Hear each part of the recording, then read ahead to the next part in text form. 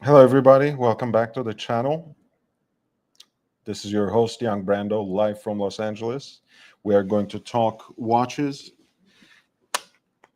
I'm going to start as I do, as I want to do, since that platform is also very important for me, about by talking about the watches that I posted on Instagram earlier today. It's growing. We're almost at 23,000 for a little platform like this to grow so much since November has been really gratifying for me. It's really nice to see actual work paying off and real content taking precedence on that platform. Hopefully, we will generate something similar on YouTube as well. But let's start by talking about this particular feature. It was on Esquire, and basically what they did was putting together Leonardo DiCaprio with Paul Thomas Anderson. They have a new movie coming out, directed by Paul Thomas Anderson next month.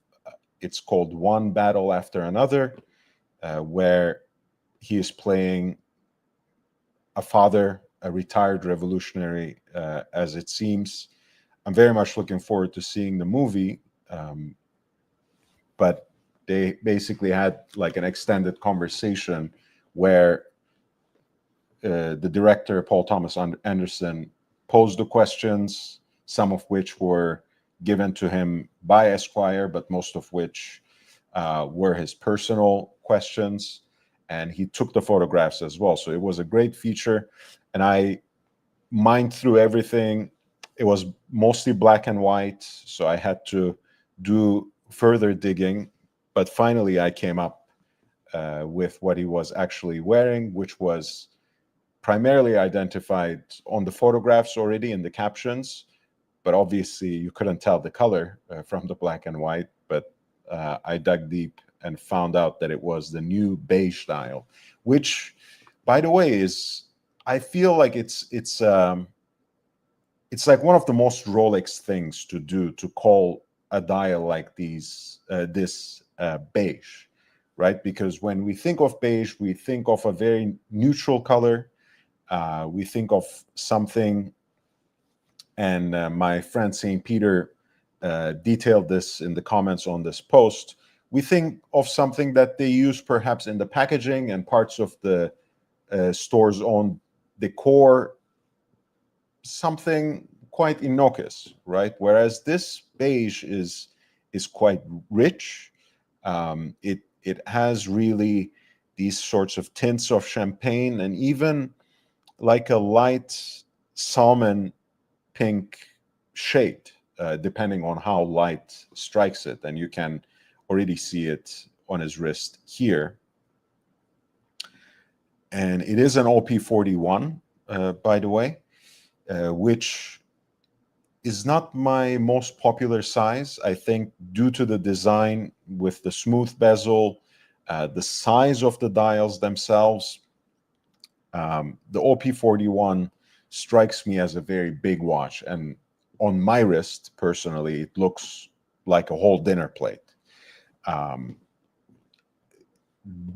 with a nice American portion, let's put it like that, right? It's not a Michelin star dinner, but a combo meal deal, so to speak. So I feel like OP36, for what this watch is, for this what this watch promises, right? After all, it is supposed to be an entry level Rolex, um, is really ideal for most people. Obviously, your mileage may vary.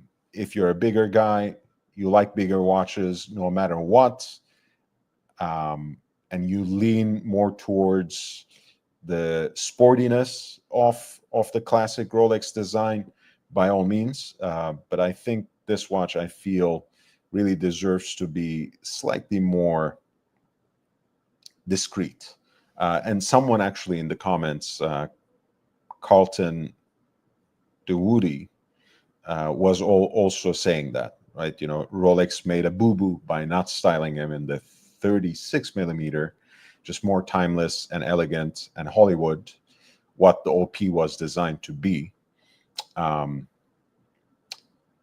Timeless, I agree, right? You know, because Rolex is Oyster Perpetual. It has been Oyster Perpetual for so long.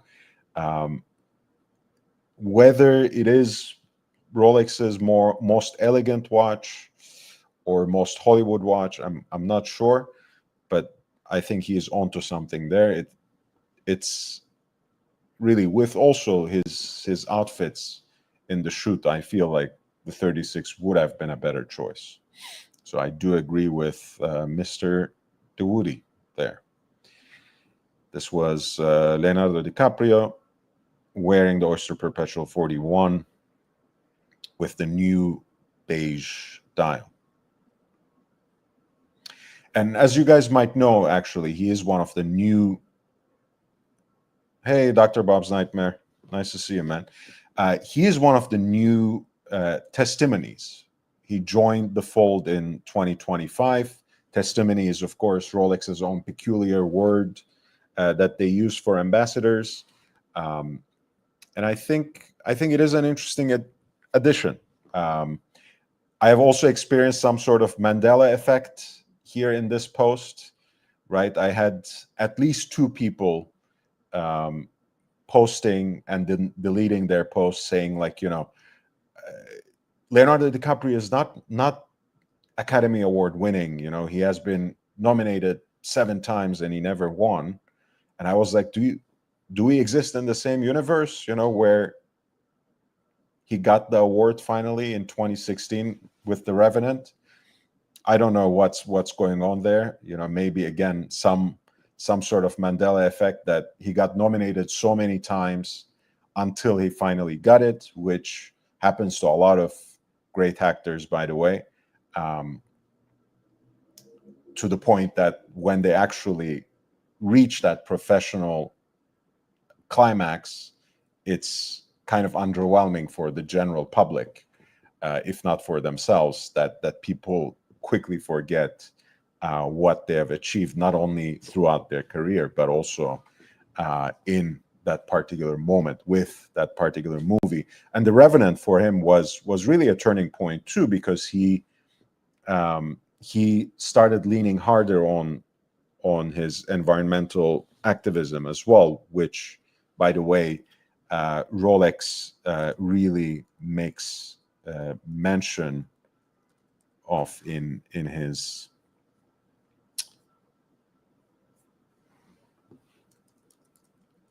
profile. And by the way, I don't know if that's the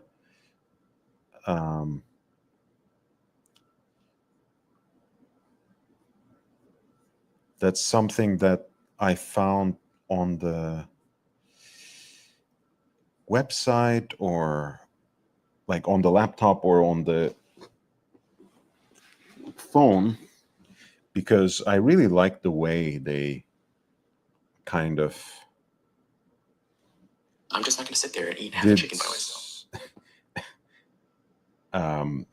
How they structured that page with the testimonies. Let me see if I can find it again.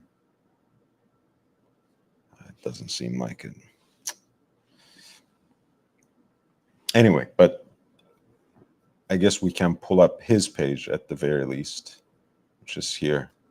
I think I'll find it. I think it's called the Rolex Family.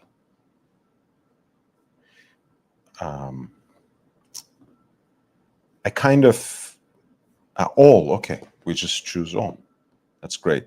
I really like the way they designed this page, right? Rolex's website, I think at least the newest edition of it, is really well designed and well thought out. Like the way they made this like a constellation around the notion of Rolex family, where everyone kind of revolves around the crown. And they all have their own separate profiles, of course, but it usually shows them in action, especially for the athletes, and a whole list, of course, of their achievements and why Rolex really thought them to be worthy of that particular role or honor, whatever you want to call it.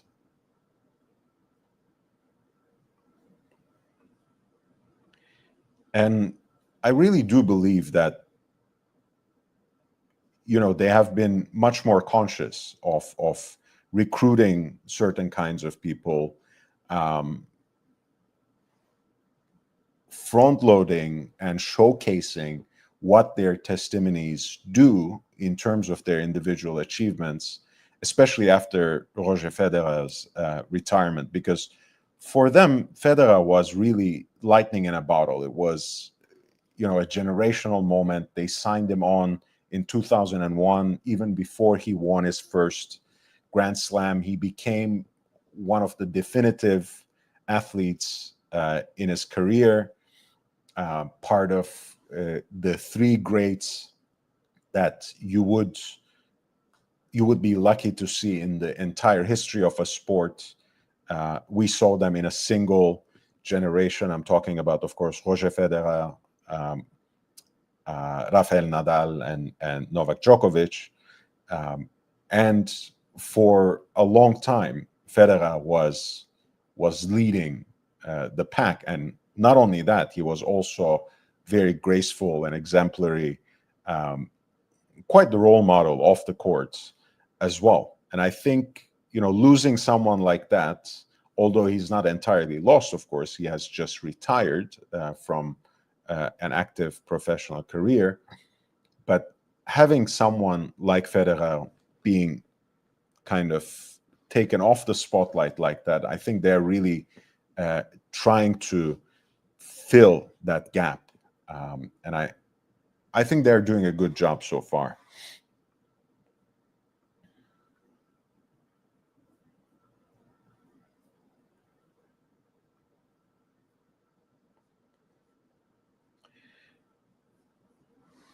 The second post of the day, which is something that I posted later in the day, just a couple of hours ago, is actually from back in April, when the Formula One was in Bahrain, and Steven Gerrard, former Liverpool and England national team captain, stopped by the Ferrari garage, at least Charles Leclerc's side of it, and he was wearing something relatively unusual, right? Of course, we see people wearing the Nautilus all the time now. It's gotten old news to the point that I think we may have even reached a certain point of exhaustion. I think we can really tell that as well, from the way that even people who follow the hype are moving to different kinds of pieces within the Patek catalog even. But the Nautilus in two-tone has never been quite popular, and has barely existed in the modern catalog as well, in the contemporary offerings of Patek Philippe. And it is now discontinued. But off the top of my mind, we had this flyback chronograph, which was stainless steel and pink gold. And then there was also the 5712 moon phase, which was white gold and pink gold and presented on a strap. Anyway, so this is the first time I spot this watch on anyone's wrist in a public photograph, on a celebrity's wrist, so to speak. So I was very intrigued and very happy as well. And of course, one of the great things about modern automatic Patek Philippe chronographs is that, one, because they are column wheel, vertical clutch movements with flyback functionality, you can just let the centrally deployed chronograph seconds run as if it were your usual seconds hand, and use the flyback function, use the reset button whenever you actually want to start timing something. And of course, from a design standpoint, I am a big fan of this crosshair style single register look for the chronograph, because it creates something quite balanced and relatively uncluttered as well. Right, where you have in a concentric circle both the minute totalizer for full 60 minutes, and also within that, encircled by that, you also have the 12-hour counter as well. I think the 5980s were mostly discontinued in 2024, not only in this two-tone execution, and the only one currently is the 5980 line 60G, which is the white gold case with that horrible, in my opinion, denim strap, but that's what it is. I am Amir. I am solidly Team Royal. Yeah, that's me. I do like some Nautilus models, but it's by far not my favorite watch. Certainly not my favorite Patek.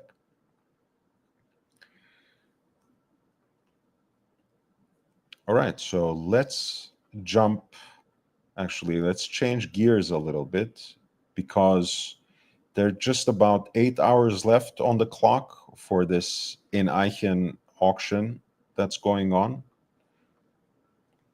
And there are some very interesting watches.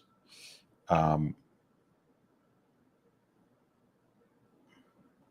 see, I think we are in a similar we are on a similar frequency then in terms of design, because I do prefer the Aquanaut to the Nautilus as well. But even then, I like my military dial Royal Oak more than an Aquanaut. I think it's just to me, the design speaks to me. I think it's a little more edgy still.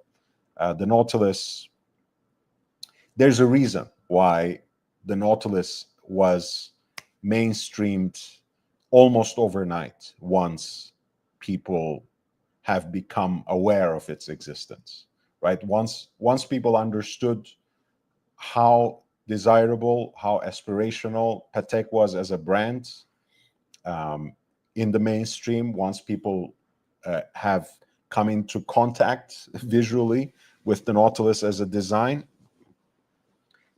it didn't take a day for it to become mainstream, because it is a more rounded design. And I use the word rounded in the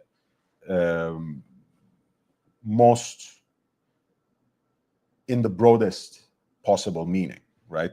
Both visually, it's a design that has less edges, but also it is perhaps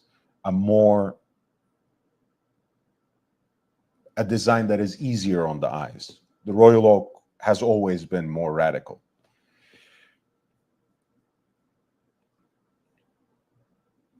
Okay, so as always, with my usual caveats, I'm not in any way sponsored or supported by this auction house, or by any auction houses for that matter. What I share here is purely informational. I always advise that you should never hesitate to reach out to the actual auction house, the specialists, for more detailed pictures, more information. You should always if possible, go and see the watches in person, inspect them, or at least send someone whether it's your friend or an expert like me, to take a look at those watches for you. In the absence of all that, again, you should always tread with care. And realize that there is always, it is always the case that auction houses have a fiduciary duty towards their consigners, towards the people who are selling watches through them, right? It's they obviously they have a responsibility to represent everything that they're selling in an honest manner to the best of their ability and knowledge, no doubt about that. But their final fiduciary duty is towards the consignor, towards the seller, and not the buyer. So always keep that in mind. Please hit the like button, by the way. As always, you know, a channel like this, a small channel like this, a teeny tiny channel like this really depends on every single click, every next set of eyeballs. So share the link generously. Direct your friends' attention to this channel as well, and let's help grow this community to the next level.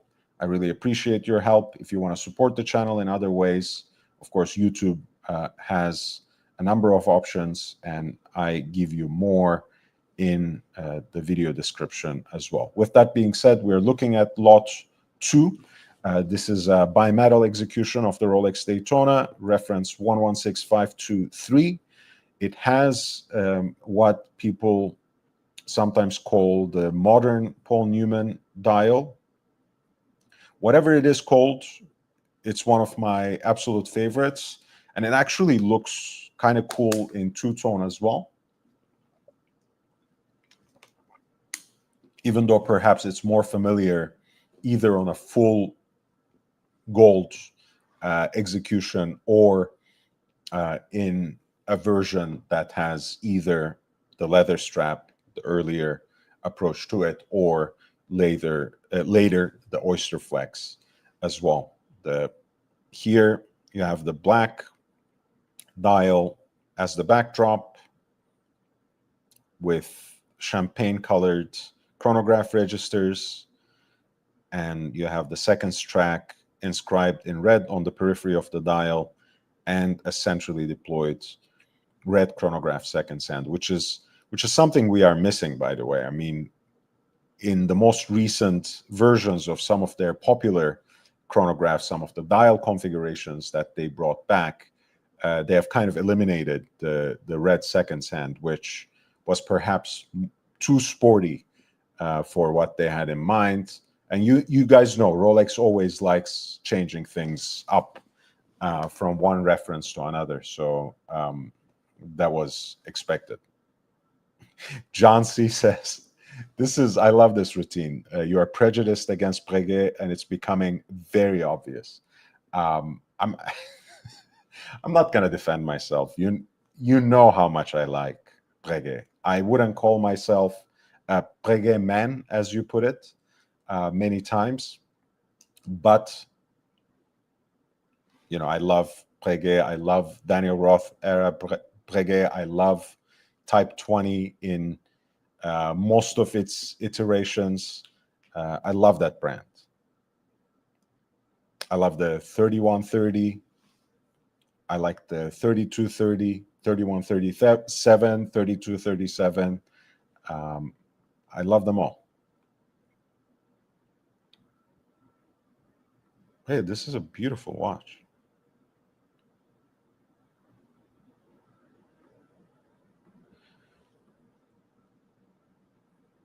Honestly, something like this would look lovely also on just a leather strap.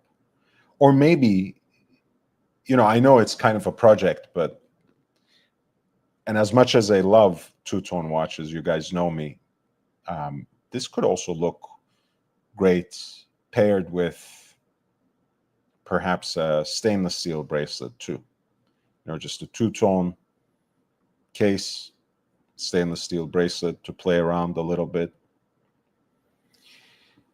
But there we go. This is lot number 2. We're looking at the Ineichen Zürich auction for this Rolex Daytona two-tone 116523.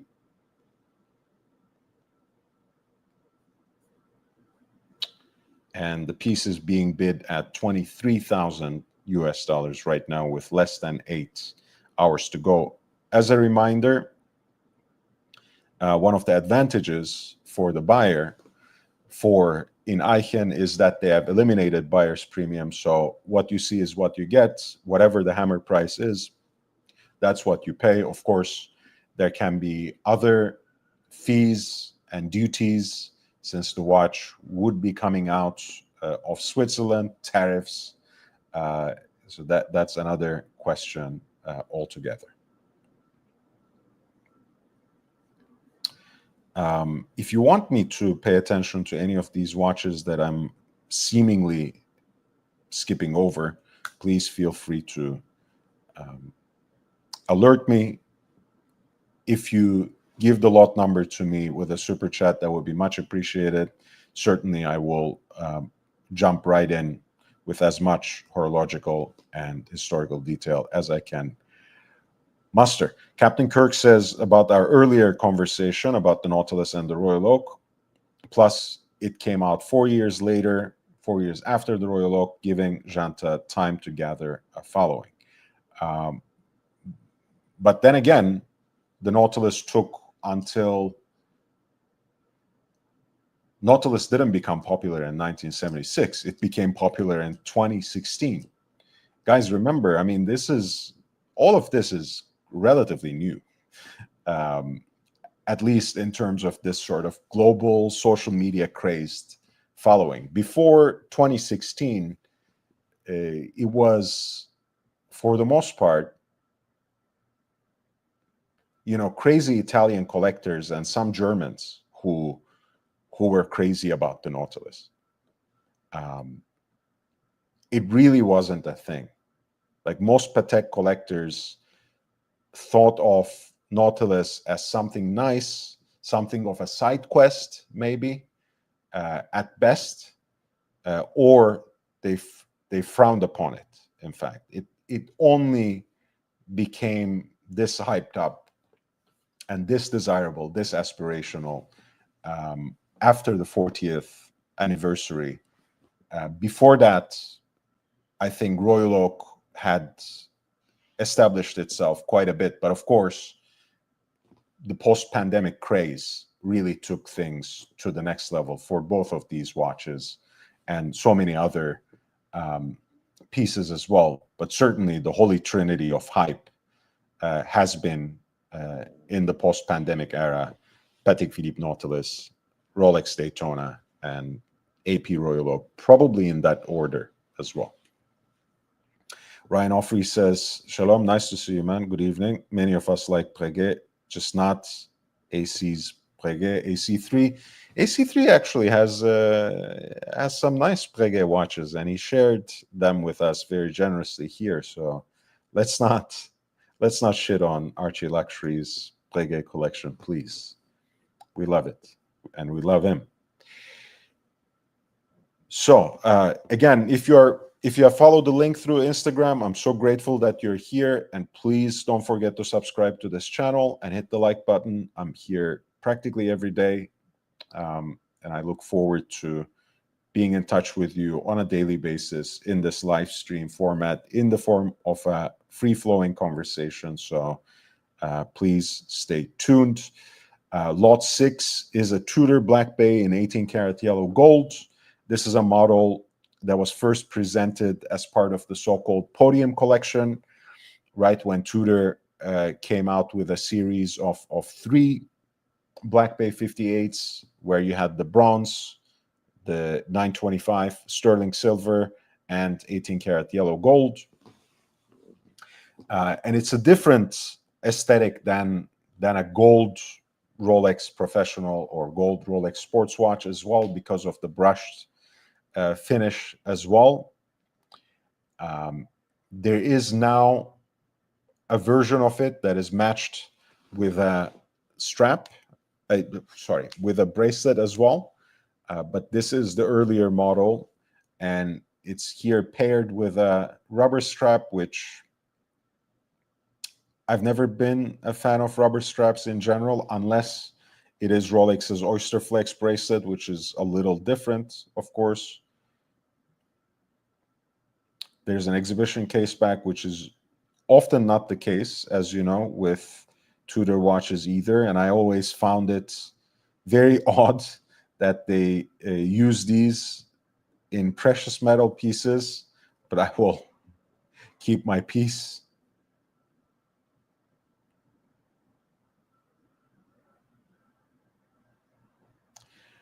Honestly, from a design standpoint, from an aesthetic standpoint, I actually like how this watch looks.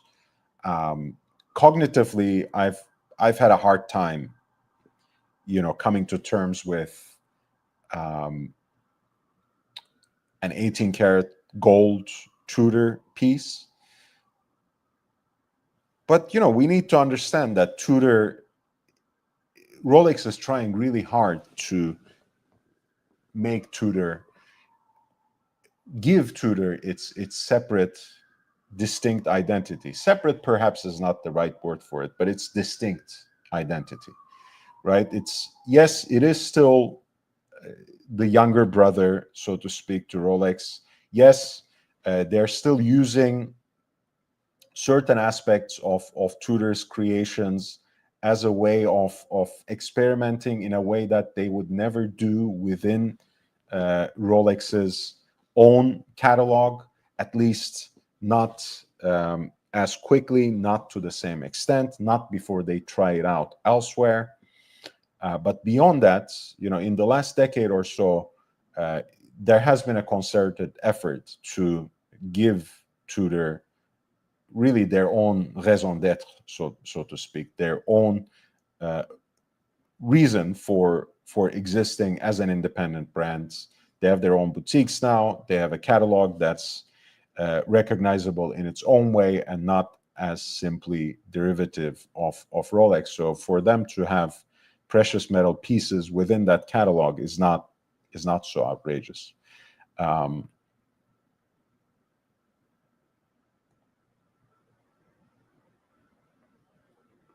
Ryan Offrey says, even in the early 2000s, people patronized the ish out of the Nautilus.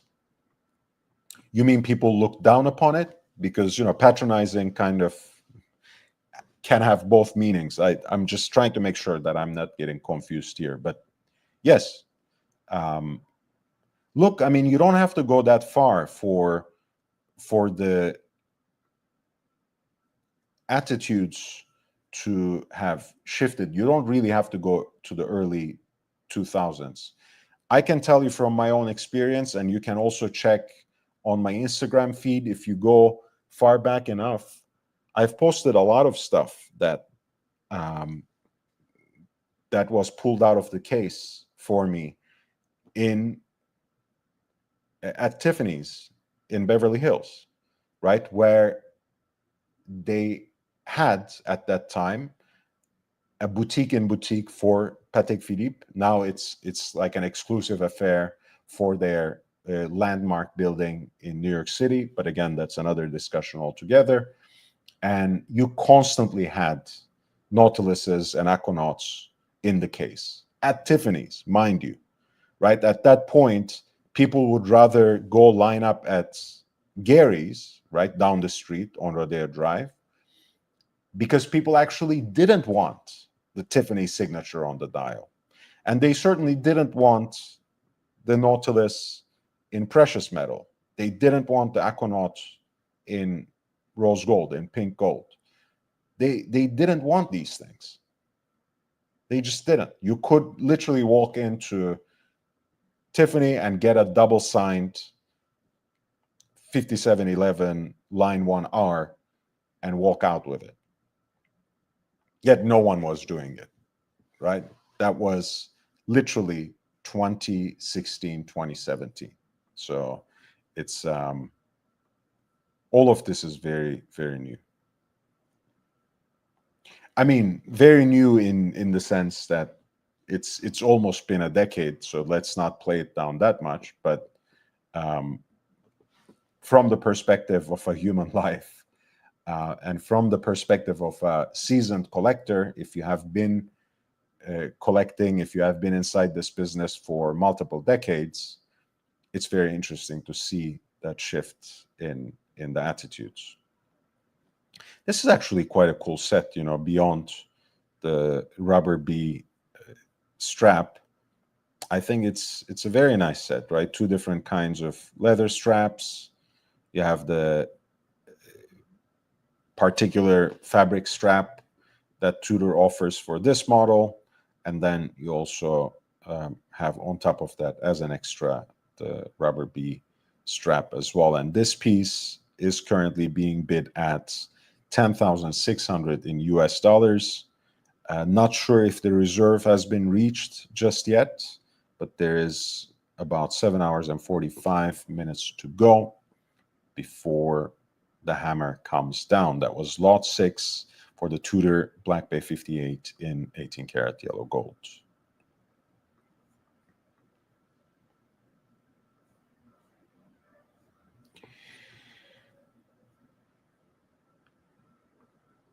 I think this is quite cool, actually. Lot 8.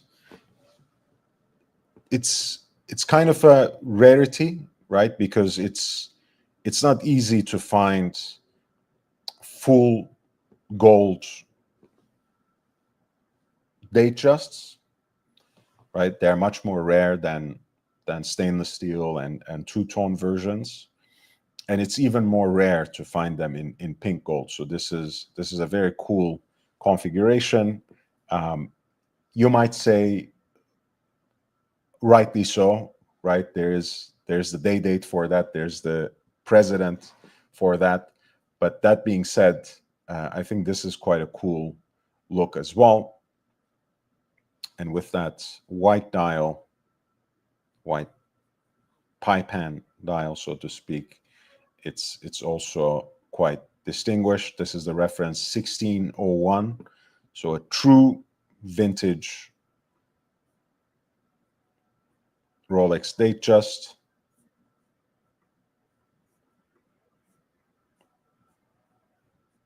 In 18 karat pink gold with the matching bracelets. It looks like it is in a decent enough condition as well.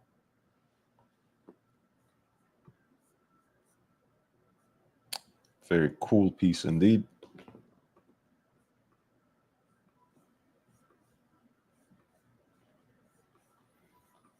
It has certainly seen some polishing, but not in a way where it would lose its character.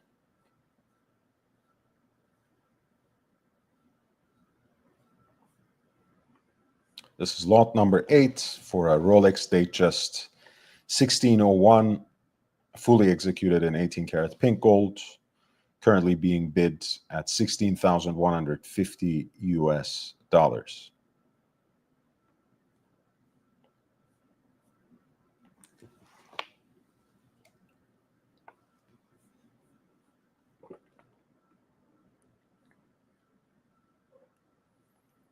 Here's a nice Patek Philippe Ellipse d'Or, the golden ellipse.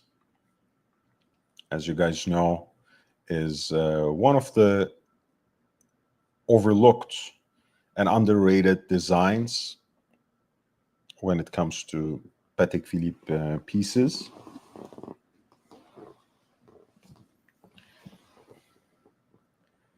This particular reference at lot number 9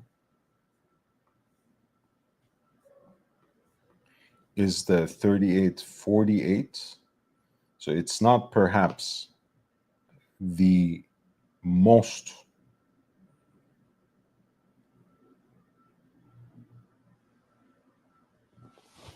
desirable iteration of it. It might be slightly small for some, right? Because it is I think 27 by 31. The sweet spot for many is the reference 3738, which is like 31 by 35 and 6. But I have to say, in terms of the metal and dial combination, to me, it is the most desirable because it has that white metal case in white gold at that, and that blued gold dial. Of course, the name Ellipse d'Or, the golden ellipse, comes from the fact that the design follows along the lines of that supposedly universal standard of beauty, the golden ratio. But another layer of that moniker, the golden ellipse, is also the fact that the dial is made from a gold blank, blued with a method that is particular to Patek and this particular line of watches. So the color of that dial is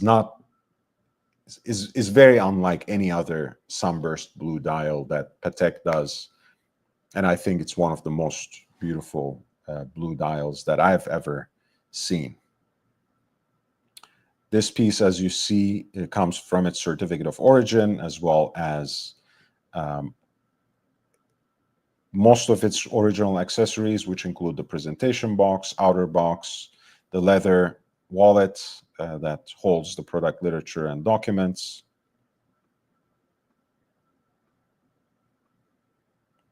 And of course, as part of the design, which is quite integral in its own way, you have that elliptical buckle as well in matching material, of course. This particular model has a hand-wound movement, the caliber 213, if you would like to look further into it.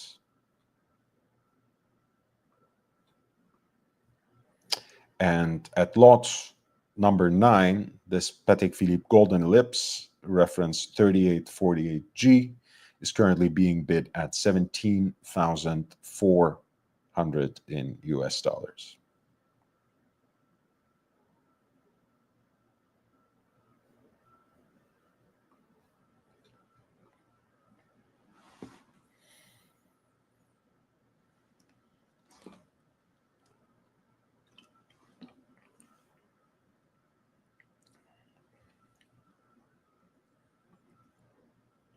Here's a classic reverso, the duoface, which is probably the most commonsensical yet still supremely useful ways of making use of the swiveling case for this watch, for this iconic Art Deco design. Lot 11, reference 27254, executed in the brand signature 18 karat 5N pink gold.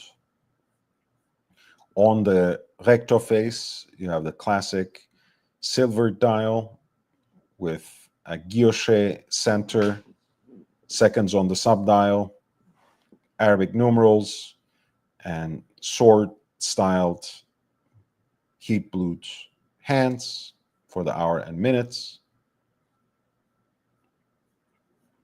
And then on the case back, you actually, on the verso side, I should say, you have a black dial that is round, framed in a Claude Paris or hobnail kind of finish,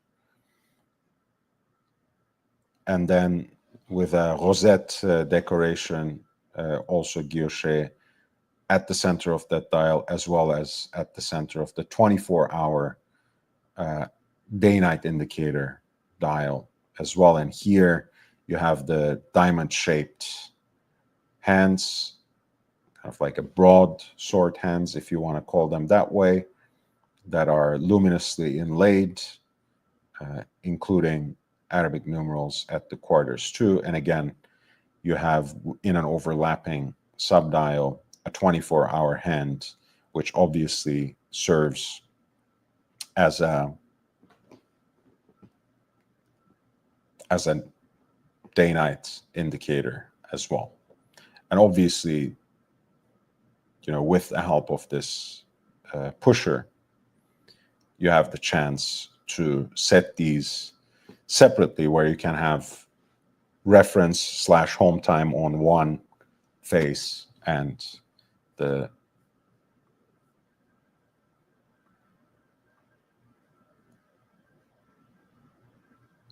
local time on the other.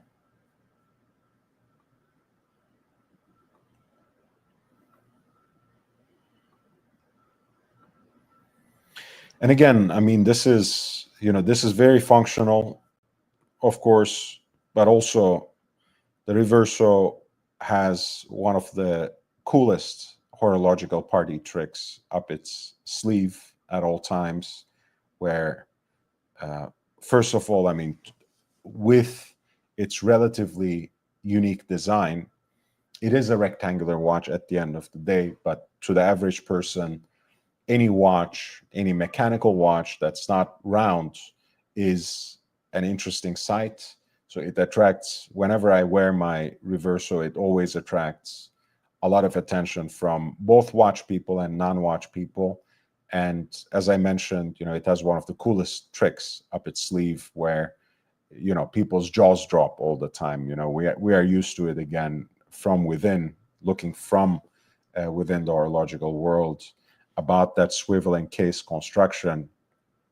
But everyone, kind of gets their minds blown away by something so seemingly simple. And again, all these details, right, like the perlage decoration of the inside of this carriage, it's all very cool.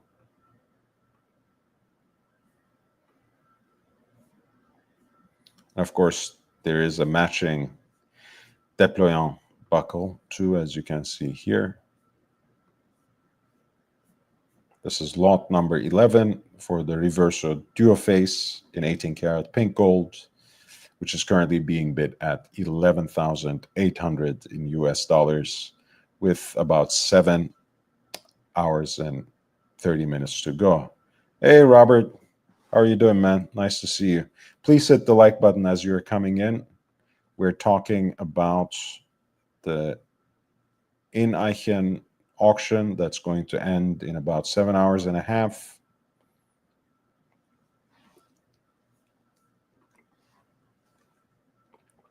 We have a very nice Perpetual calendar here from Blancpain at lot 13. It's the Viare Quantième Perpetuel in a limited edition. The piece is, in terms of its proportions, a very wearable, modern platinum dress watch, 38 millimeters in diameter, one of 201 pieces with an off-white/eggshell colored dial. And it has both a moon phase indicator and leap year indicator on what is a very balanced dial with an elegant double-stepped bezel. The piece looks quite mint. Comes with its original warranty card.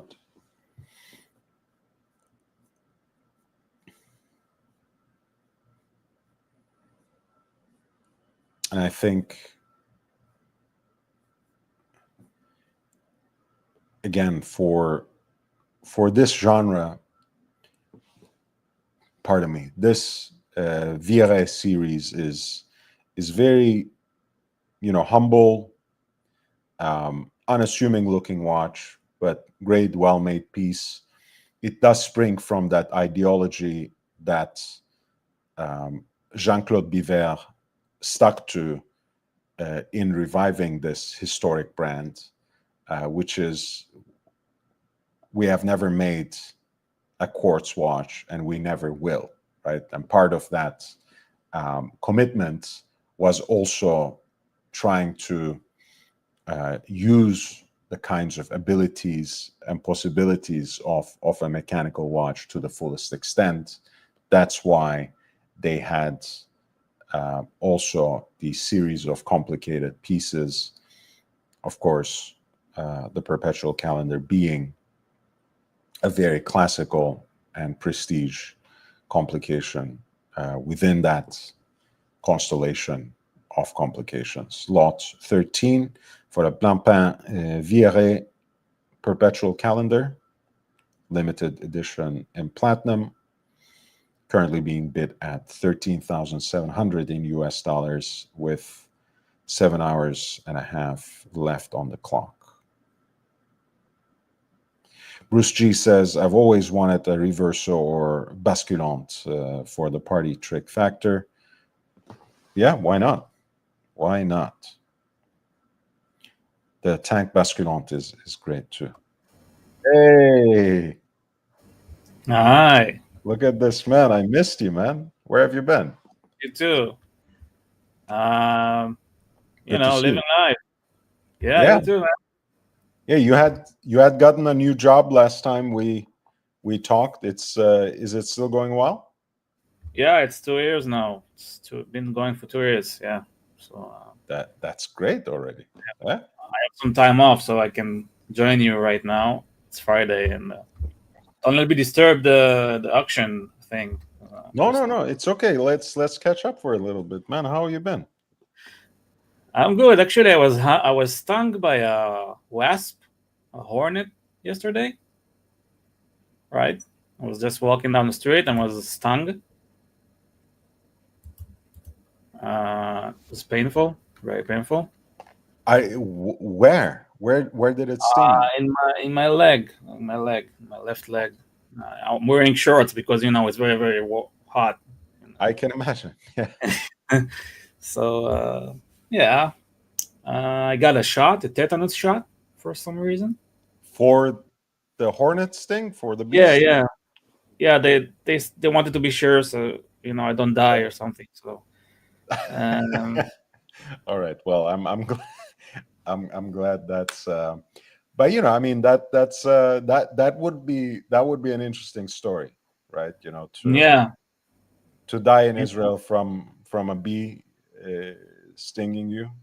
We actually have one of the biggest singers here ever, Meir Ariel was his name. He died from a bee sting in '99.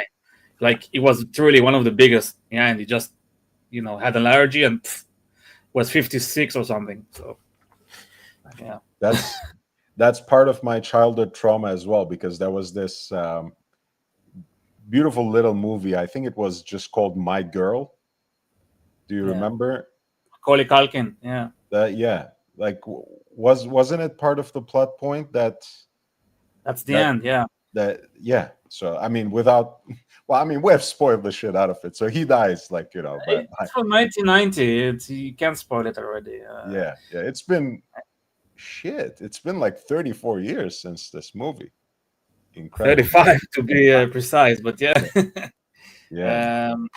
It had the Temptations, the song "My Girl." It was, yeah, of course, which is a beautiful song, by the way. Yeah. Forever ruined, of course, for anyone who has watched that movie. Anyway. Yeah. So other than the bee stinging you and they stinging you for it, what else has happened? Other than that, uneventful. Like, I'm happy to lead an uneventful life. Yeah. Sometimes for no news is good news, as they say. It's like the Chinese say something like, it's a curse, like, have an interesting life, right? Right. right? The May Chinese, you, yeah, something like that, right? May you lead an may you live through interesting times or something like that. yeah. Yeah, So my it Chinese being non-existent, I don't know what it exactly is, but I was so told. yeah. So it's mostly been boring. I switched the insert on my 16710. Right, it's a Pepsi now. Is It's that a right? Pepsi, yeah. You see the wait, let's me. Um, there it is.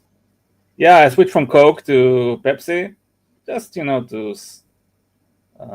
the pop of color. Yeah, And I'm a Coke guy, but still. yeah, The, me too. Yeah, I think. Yeah. I was trying to be, by the way, speaking of this, I was trying to be funny on Instagram. Um, so I wrote when a dealer posted their Coke, Mm-hmm. I wrote in the comments, Pepsi is not okay. And right, because it's the story of your life in Anglophone countries, at least, the waitress would come to your table and say, like, unfortunately, we don't have Coke. Is Pepsi okay? Right.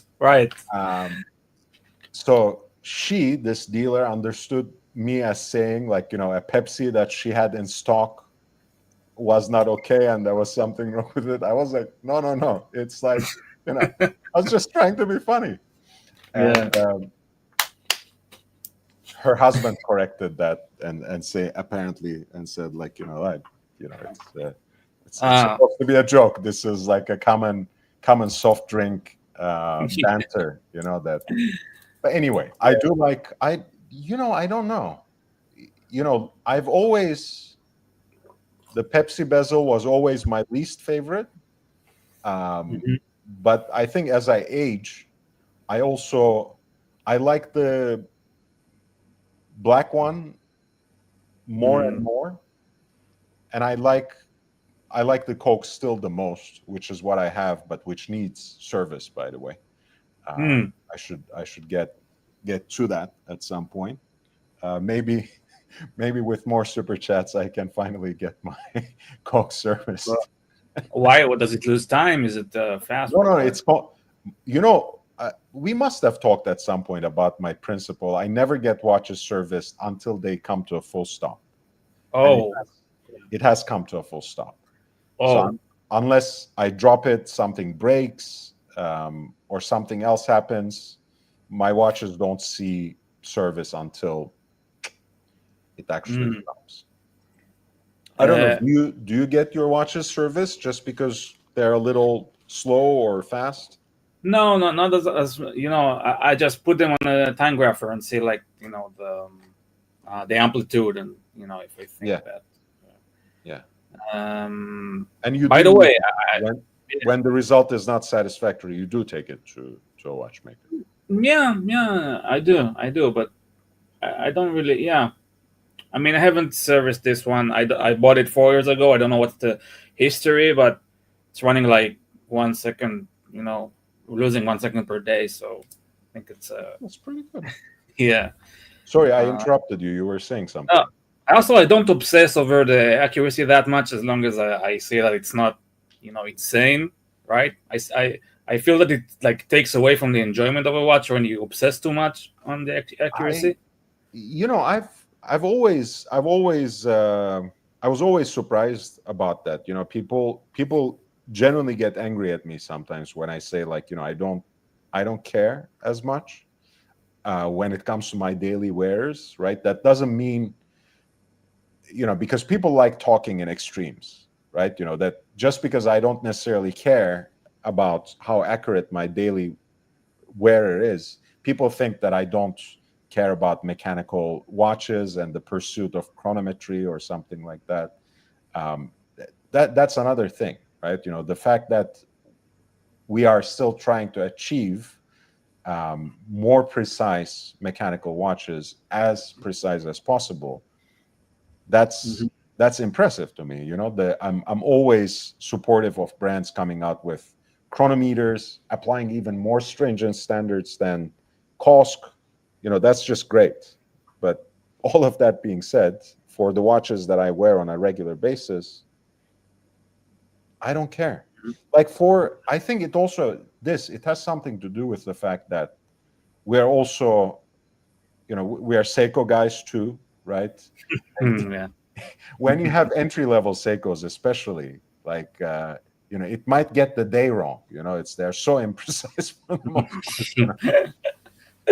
Yeah, yeah. It might show like now it's 10:30 from the morning. Yeah. 39 now. You might as well, but I don't care. At the end of the day, I think part of the enjoyment is precisely that. You just put on the watch, enjoy the weight on your wrist or the lightness on your wrist, the aesthetics, the style. It's all part of the experience. Patek Chris, nice to see you, man. Hey. So I wanted to tell you, I replaced my insert, right? Myself 3 times. First time was with the assistance of Diego. Okay, Of course. and this is where this is going. I watched the stream, your stream also, when the insert fell off from the balcony. You remember? that was amazing. Yeah. But the first time, actually, he wasn't with me on Instagram, and he was like in a vacation by the pool, and he instructed me how to do it, and I managed. Second time, I didn't manage. I lost the click spring, so I went to a watchmaker. And the third time, which was last week, actually, I also did it live on the Archie stream. Okay, and then you succeeded?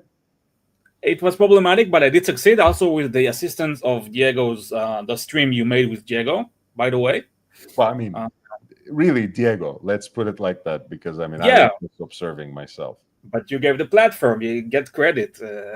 Sure, thank you. So, I just wanted to say that Diego is like an expert in that, and I hope he's doing well. I messaged him in Discord, he hasn't replied, so yeah. Yeah, I don't know. I've seen him when I was in New York for Watch Time last year, and I'm not going to go this year. But I saw him. I met him for the first time as well. So it was he looked good. Yeah. So anyway, it's like it seems simple to replace it. Have you done it yourself? Yeah, I've done it, but I'm practically like you. Like I get it right sometimes, and sometimes I just can't get it done. So I've not perfected it, and for that reason, I don't. The one that I change around would be my root beer. So I go between the old kind of bronze toned one and the bicolor one. Yeah. But I haven't done that for the last 2 years. Maybe I'm stuck with the faded bronze one. Yeah. Not exactly stuck, but I'm enjoying it. I don't see the need to change it. But yes, if I were like Diego, where I could do it at a heartbeat, and I don't have a balcony either, so no danger of my bezel insert or click spring jumping out for dear life either. We will. I don't know. It's one of those things that some people enjoy. I know I have a lot of collector friends for whom cleaning their watches and washing them every week is part of the enjoyment. Yeah. I don't enjoy that. I keep them clean, like once every year when I'm changing it from bracelet to strap. I detail, so it's not that gunky and disgusting. But beyond that, I like shining my shoes, right? For example, so I can relate. It's just not how I treat and take care of my watches that way. Yeah, I see. Cool. Yeah. So, what about you? Do you have any new pieces? I didn't really follow. This is my newest and last piece, and probably there are not going to be many new pieces for the time being. But this, if you have seen this before, I think I have you. It's like 1 year old, right, or something like that. yeah, it's I been mean, a year and a half now. oh yeah, I watched you unbox it. I think it's nice. Yeah. I mean, I did get for work that I've done for them, I did get a Denison, this watch that Emmanuel Get designed, and that was recently revived. No. I can come and go and pick it up, but I can show you at least Yeah, I'm just trying. on their website. This is the brand. It's so nice that you jumped on this. I missed being on the panel with you. I missed talking to you. Likewise, dude. Okay. So they have a lot of newer models that has also like stone dials, even like a wooden dial. They have the PVD coated gold option for a lot of the selection, and the classic, sunburst as well, but different stones again, lapis lazuli, malachite, tiger eye, and mine is one of these. Wow. Yeah, and they basically wanted to highlight that Swiss Beats was wearing one of their watches. Swiss Beats. I don't know who that is. Swiss Beats is like, you might know him as Alicia Keys' husband or as a legendary hip hop producer, one or the other. Okay, all right, yeah. He has done a lot for DMX. He has done a lot for the Rough Riders crew in general. He has also more recently, this format called Versus, like where they bring out two, hip hop or sometimes even R&B figures, and they kind of battle it out with their songs. So Swiss was one of the originators of that idea. Okay. You have a super chat. Thank you, super chat. Super chat. How is that dude doing?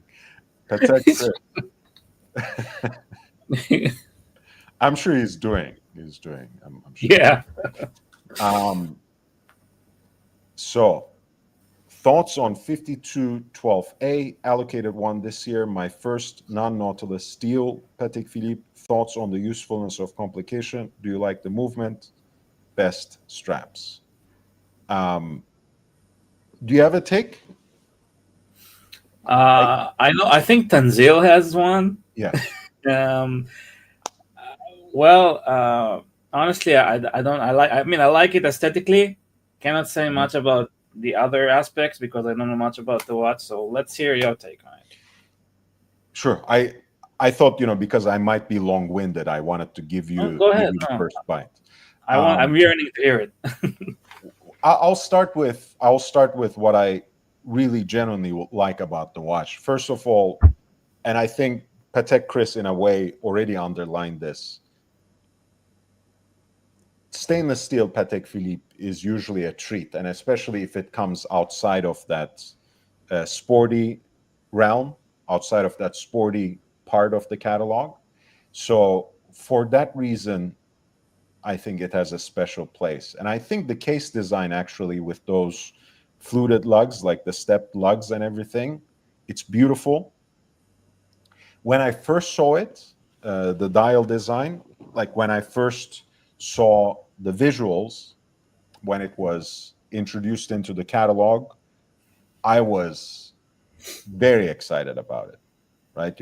I thought it was the coolest thing. I thought it was a very, very fun and great idea that they used this, like, playful font on it that apparently took after the first design sketch, where they hadn't necessarily settled on the font, but supposedly Thierry Stern liked how it looked and how playful it was, at least for the genre, and went with it. When I saw it in person, my thoughts about that changed. I think to me, it doesn't look as cool as it did in the photos and in the renderings. So I was a little disappointed by that, but that doesn't change the fact that it's one of the aspects of this watch that makes it special and so much different than everything else. I'm not a big fan of that asphalt style, textured gray dial they have, for example, for some Calatravas. I was never a fan of the Calatrava travel time pilot style pieces either. When it comes to that whole genre where they are trying to innovate within the space of a Calatrava, I think this is still my favorite. Weekly calendar, look, I mean, it's the trick factor, it's the coolness factor. Otherwise, it's really not that useful of a complication, right? The AP perpetual calendars for generations now had the weekly calendar indication. And again, it's one of those mechanical complications that we like to see just because. And they have made it here on the dial between, the day date and the weekly calendar, that it still looks quite cohesive as a design. It doesn't look all over the place. It doesn't look busy in a bad way, at least to me. So I like it. But again, just because it's cool, right? In my life, I don't see the use of a weekly calendar complication as part of this or as part of a perpetual calendar. I would rather have a less busy dial than that. But this was a unique concept that they came up with for this model. And I think they have created quite a special watch. I have in the past said, no one buys a Patek Philippe Calatrava just to buy a Calatrava. It's usually part of a grand scheme of getting something more desirable from the catalog. But I usually don't include this particular piece within that calculus, because I think, this place can be even, someone's one-off Patek. If you like the design enough and you are not otherwise interested in Patek, this can be either your one-off or a kind of entry level gateway drug, so to speak. So overall, I like it more than I don't. Straps.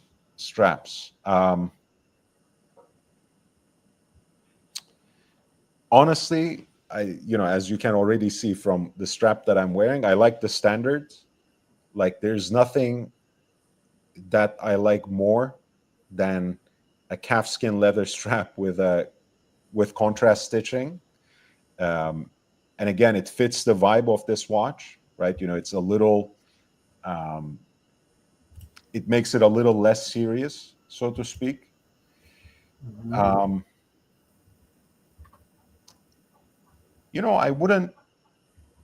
I don't know, maybe it's going a little overboard, but I feel like, if you want to go that way,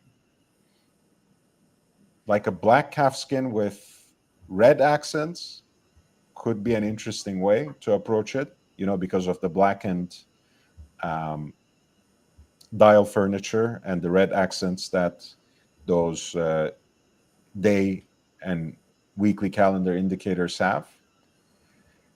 Mm-hmm. Other than that, I don't have a lot of original ideas to offer. I mean, a classic crocodile strap in a darker shade of brown with large scales could elevate the watch a little bit more. But I actually like the strap choice they had for this as well. Ducky says, up vote for the late show. Thank you so much, man. Absolute. It's appreciated. Mm-hmm. Yeah, I wouldn't say no to this watch if I were offered it. If I were building a Patek collection, yeah, Mm-hmm. I think this is a cool piece. Yeah. Yeah, and so as you like it, as you said, it's like there's lots of info, but it's like it flows. There's a good flow. It's not too Yeah. much. Like aesthetically, it's right. Yeah, it's a handsome watch. Yeah, yeah. And I actually like again, the even the shade of off-white or eggshell they chose for the dial is quite nice. I like kind of like a parchment tone. And Mm-hmm. again, maybe I built the watch so much in my head before I actually saw it in person. So, I was actually not impressed at all by the font, which I thought was the greatest idea as a concept. But that's just my expectation, and my expectation falling short of, or rather, the actual thing falling short of my expectation. Mm-hmm. When was this introduced to the catalog? You know? I want to say 2023. Ah, wow, what's new? No way. 2019. Wow, it's been a while. It's been a while. I Still didn't new. realize. Wow, 20. Yeah.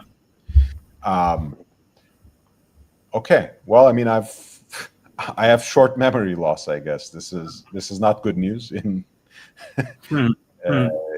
within my family. But yeah, it's been Mm-hmm. wow. It's been 6 years. I had no Hmm. clue. Patek Chris says, as an owner of multiple Calatravas, I had a hard time justifying it. But again, I think it's different enough from your standard Calatrava. But my idea has been really good to me this year with some other allocations, so I can't complain. And he does confirm it's 2019. Thank you so much, Patek Chris. Yeah, Hmm. I like it. I like it. What's the diameter? I think it's 40.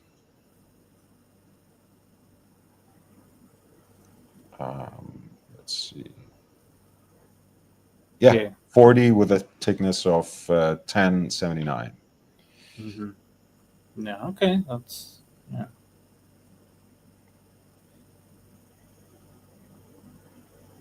That's a nice bag. Yeah, that's Yeah. worth it. Again, I feel like it could be smaller, but then again, I have to come to terms with the fact that most people settle at 40 for even modern dress watches. That seems to have kind of become the standard. Mm-hmm. Mm-hmm.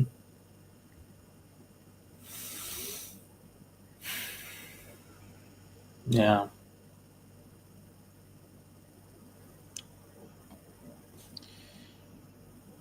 Yeah. You're welcome, man. No problem.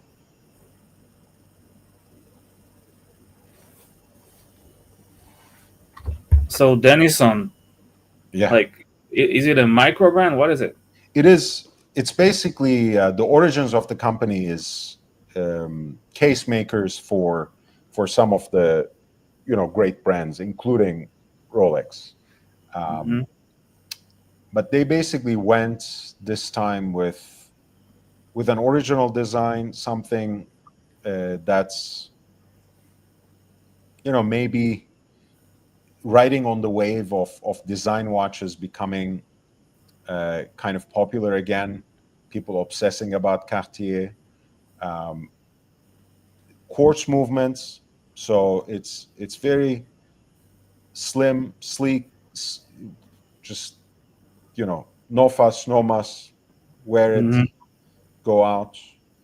It sits very nicely on the wrist. Again, I like a lot about the design itself. Um, I think it's like if you like the 60s, 70s dress watch styles, kind of a cushion case design, or Yeah. like a pebble like design, not the Cartier pebble necessarily, but like like nice pebbles you find on the shore, that are worn by time. So it Mm. does that kind of feel, and Yeah. I like Emmanuel Get as a designer. He gets for people have never forgiven him for the Royal Oak offshore. I think, and I even like that, not necessarily for myself, but from a design standpoint. Um, Mhm. but I find him to be, I mean, probably he's my favorite living designer Mm. still. So I appreciate that he has been involved in this project as well. Mhm. Oh yeah, they've made some interesting pieces, Mhm. Yeah. and it's like 690 for stone dials and 490 for these. It's Things. affordable. Yeah, yeah, it's Yeah. very very entry level, very very accessible. I think this would also work in the 80s, right? Yeah, absolutely, absolutely, and Yeah. it works. It works in the 2020s too. Yeah. Tickle my talk. What's up? Nice to see you too. Hey, yeah. Tickle my talk. What's up?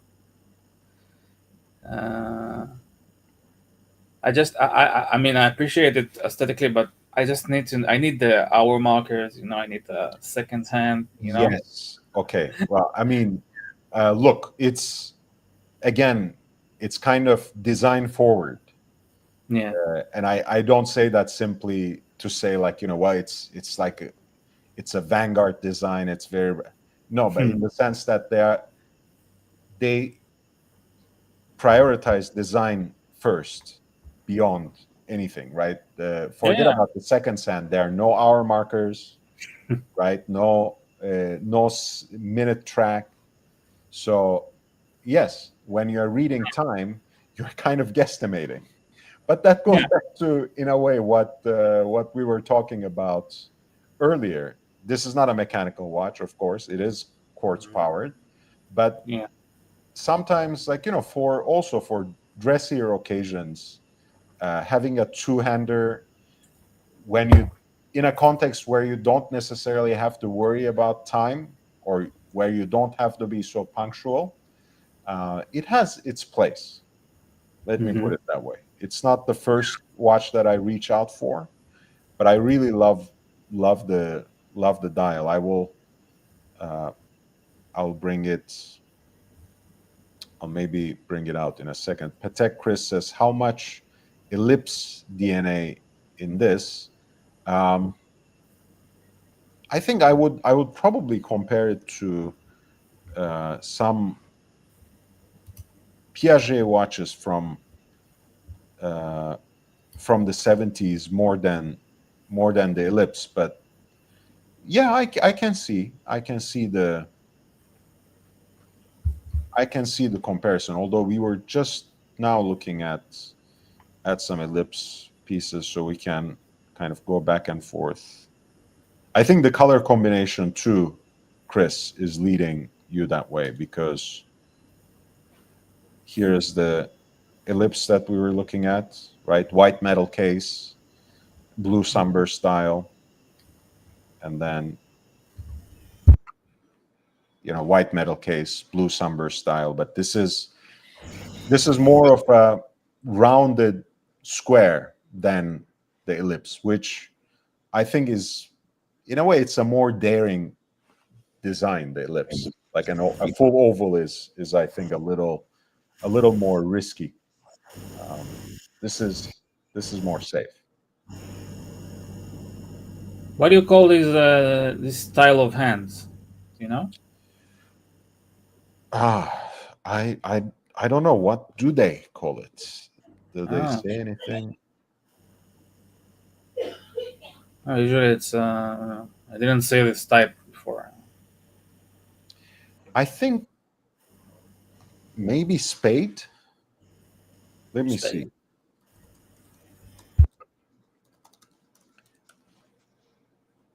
Hmm. Yeah, Ducky says spade also. Um, Yeah, I mean, suggest. the closest I can come up with from the generic styles that I know, the spade would be the closest. Spade and sword. Yeah, this is certainly spade. Usually in more like affluent designs, so to speak, the minute hand for the spade handset is like very elegantly twisted and much more nimble. But yeah, I think spade would be what I would call it. I was just wondering also if there was anything in their material that names it a certain way, but I couldn't quickly find it.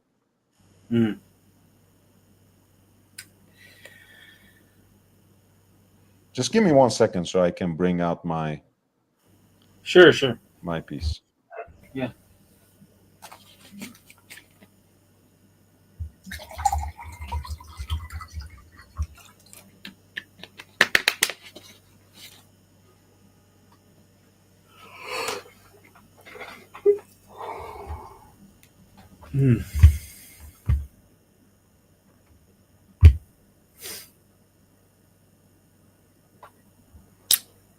Hey, Ryan Khofri. I think that's how you pronounce your name. So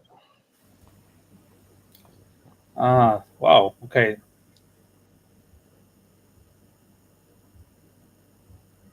It seems more impressive in the flesh.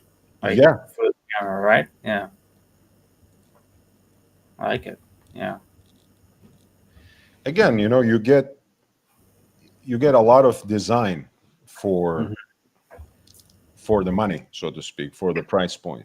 Especially when you go for one of the stone dials. You would be paying thousands of dollars for a vintage watch from that time period, quartz or mechanical. And again, it wears really, really well. I mean, it's a very elegant watch for that particular purpose. If you're looking for a dress piece. How is the strap? How do you find it? Huh? The strap is it good? Is it high quality? No, the strap is not high quality at all. I'll be very honest with you. It's the strap is, again, it fits well with the design. I like the grained leather. I like the particular color of brown they chose to match with the dial. Yeah. But the strap is cheap. I mean, it's if I found the right strap for it, I would change it in a heartbeat. It's my least favorite part of the whole package. But then again, if I think as a customer, would I rather pay $800 and get a nice strap out of the box, or would I get this and down the road find the right strap for it? And people like changing straps around anyways, and pay out of my pocket to get a nicer strap. I think I would choose that option. Oh, the strap is very easy to change because it has those open lips, so to speak, on the back. Cool. Yeah. I like when you do that. Yeah. And again, that's one of the great parts of the design, because when you look from this side, right, the integration is so seamless, right? The way the strap flows into the case. You might think that it's hard to reach, hard to pop out, but it's actually, from the back, it's very straightforward. Yeah, you would almost think that it's some sort of like, a NATO thing or something, but yeah, it would take a second, it would take a second to pop it out. And obviously, because it's like real natural stone dials, it would vary from one watch to another, right? Mm-hmm. You could get something as grainy and kind of patchy like this. Mm-hmm. You can get Yeah. something that looks a little more regular, perhaps. Uh, Yeah. I like it. I like it a lot. Yeah. Yeah. It's much more impressive. Like not in the catalog photos. Yeah, Yeah. and again, I think that's because it's a much more design oriented watch than your average. So it's, I think, to be able to play around with it, put it on your wrist, it's even more impressive than seeing Mm-hmm. it on camera. Yeah.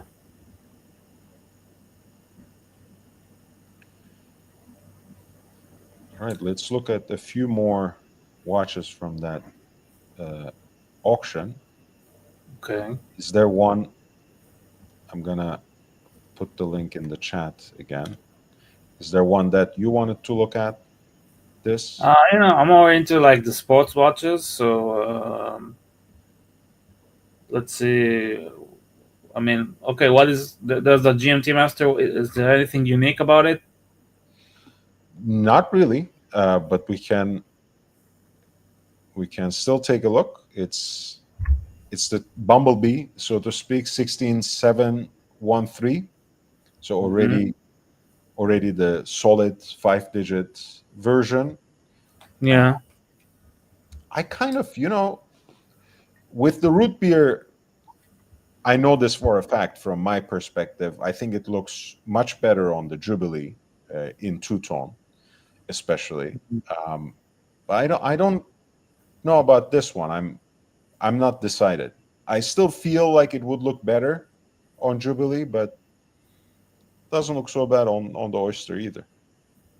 No, actually, I lean towards the Jubilee like you. Um, I don't know, something maybe because the CenturyLink is needs a little polish. I mean, if you're into that type of thing, Maybe. it's very clear to see the wear, which is fine because it's a watch that needs to be worn. But yeah, and I see it's not a like it's a Super Luminova dial. It's from after the 2000. So it's a neo vintage. Yeah, Uh, absolutely. It's 2001. oh, Yeah, yeah, P serial apparently. P serial. Okay, so it has this one is it has the holds case, right? Yeah, Probably. still. Yeah, Let me see if profile. Yeah. yeah, yeah. Oops. Nice. I mean, it's too much for me, right? Two tone is like, I personally, it's not for me, but And in general, I have to say the watch has seen better days, right? Forget about yeah. the scratches. It's also been polished a few times, right? You can see how this has Oh, kind of started disappearing. The coronet on the clasp. yeah. I see now. I see. Oh, that's when you zoom in, it's very apparent. And you can also see it sometimes the from the teeth on the bezel as well.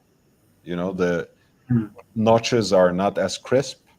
Mm, okay. I mean, just a few details. For the right price, anything can be a good deal. But Mm-hmm. when you are kind of adding up these things that take away from perfection, Mm-hmm. it's I'm not sure if it's worth bidding on it in an auction, right? That's why Yeah. it's also good to highlight sometimes, right? It's fine and well to focus on exceptional watches in auctions, but sometimes um, you can learn a lot from looking at pieces that are more accessible, seemingly throwaway, but are they worth it, Yeah. Because especially in live auctions, people sometimes go into those situations as if they're walking into a casino, right, with a certain Mm. amount of money, and Yeah. they have to spend it, right? Mm. So you end up like having very average, very mid, and sometimes even slightly undesirable watches going for exorbitant amounts of money in actual auctions, and you wonder why, and that's usually the reason, right? People feel obliged to buy something, and if they lose out on everything, they end up finally splashing the cash on a watch that scratches an itch for them. Yeah. And lot number 5 is like a perfect example of that, with 6 minutes and 45 sorry 6 hours and 45 minutes to go. It's being bid at 10,600, which again, I'm not even sure if it deserves that, but um, we'll see. Well, okay, nice. Well, what else do we have? Mm, that's a nice Hoyer. Yeah, let's take a look at that. This is Montreal chronograph, reference 110503B. I would guess that this is from the 70s. Yes, I think so. Let me double check. Mm-hmm. Honestly, with I'm not entirely familiar with the Montreal. Mm-hmm. Uh, let's see.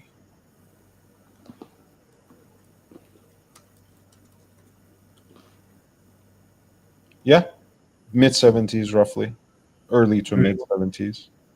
Mm-hmm. What do you think? Honestly, I like it. I like it. It's a little bit of an oddball in terms of the case shape, right? It's like almost, it's a cushion cased watch again, but uh, with that, kind of a sunburst brushed case. Mm-hmm. It even looks perhaps even larger, more prominent from Mm-hmm. that design standpoint. I like seeing these pieces on the bracelet like that. Maybe brings out even more of that uh, oddity factor. That's a better Although, photo. Yeah. Sorry. Yeah. no, no, no, no. No, I mean, Um, it's not a studio like this. You see it more clearly now. It looks more balanced, I think. Like it's weird, but it's balanced in a way for me. yeah, I love the bracelet. Hey, Bateman. Good to see you. hey man. Um, and don't take me wrong. I think this would look great on, like, people put these kinds of chronographs usually on rally style, like, perforated leather straps. I think it would look just great that way too. Mm-hmm. Um, but sometimes it's cool to wear sports watches on bracelets. That's part of what makes Rolex, so appealing to a lot of people, because you get a good watch with a good bracelet, um, and it takes a lot of the guessing game uh, out of the equation. Very practical for everyday wear, whether you are in a humid climate, or whether you have to actually deal with water and liquids and splashes and whatever else. It's Mm-hmm. it's nice to have a matching bracelet sometimes. Although I just found this, for example, on, just to have another Uh, aesthetic with a black dial version, right? yeah, With that style of strap, doesn't doesn't look so bad either. looks great. I think. Yeah. Uh, Yeah, but I kind of like the blue dial on this. Like, it's a little more fun, mm, between the red accents and the orange, the oh, wow. hands. I like the detail up close. And it's a multimeter scale too, right? You have the tachymeter on the Reho, but also Mm-hmm. a pulsometer as well Mm-hmm. for this section. It's cool. And I've always liked, and you can observe it in the advertisements from the period, how when Hoya first time introduced their self-winding chronographs, they switched the placement of the crown, from 3 o'clock to 9 o'clock Mm-hmm. to, just to make a point, like you don't actually have to wind it, right? Um, so I like that as like, looking back now as a design quirk again.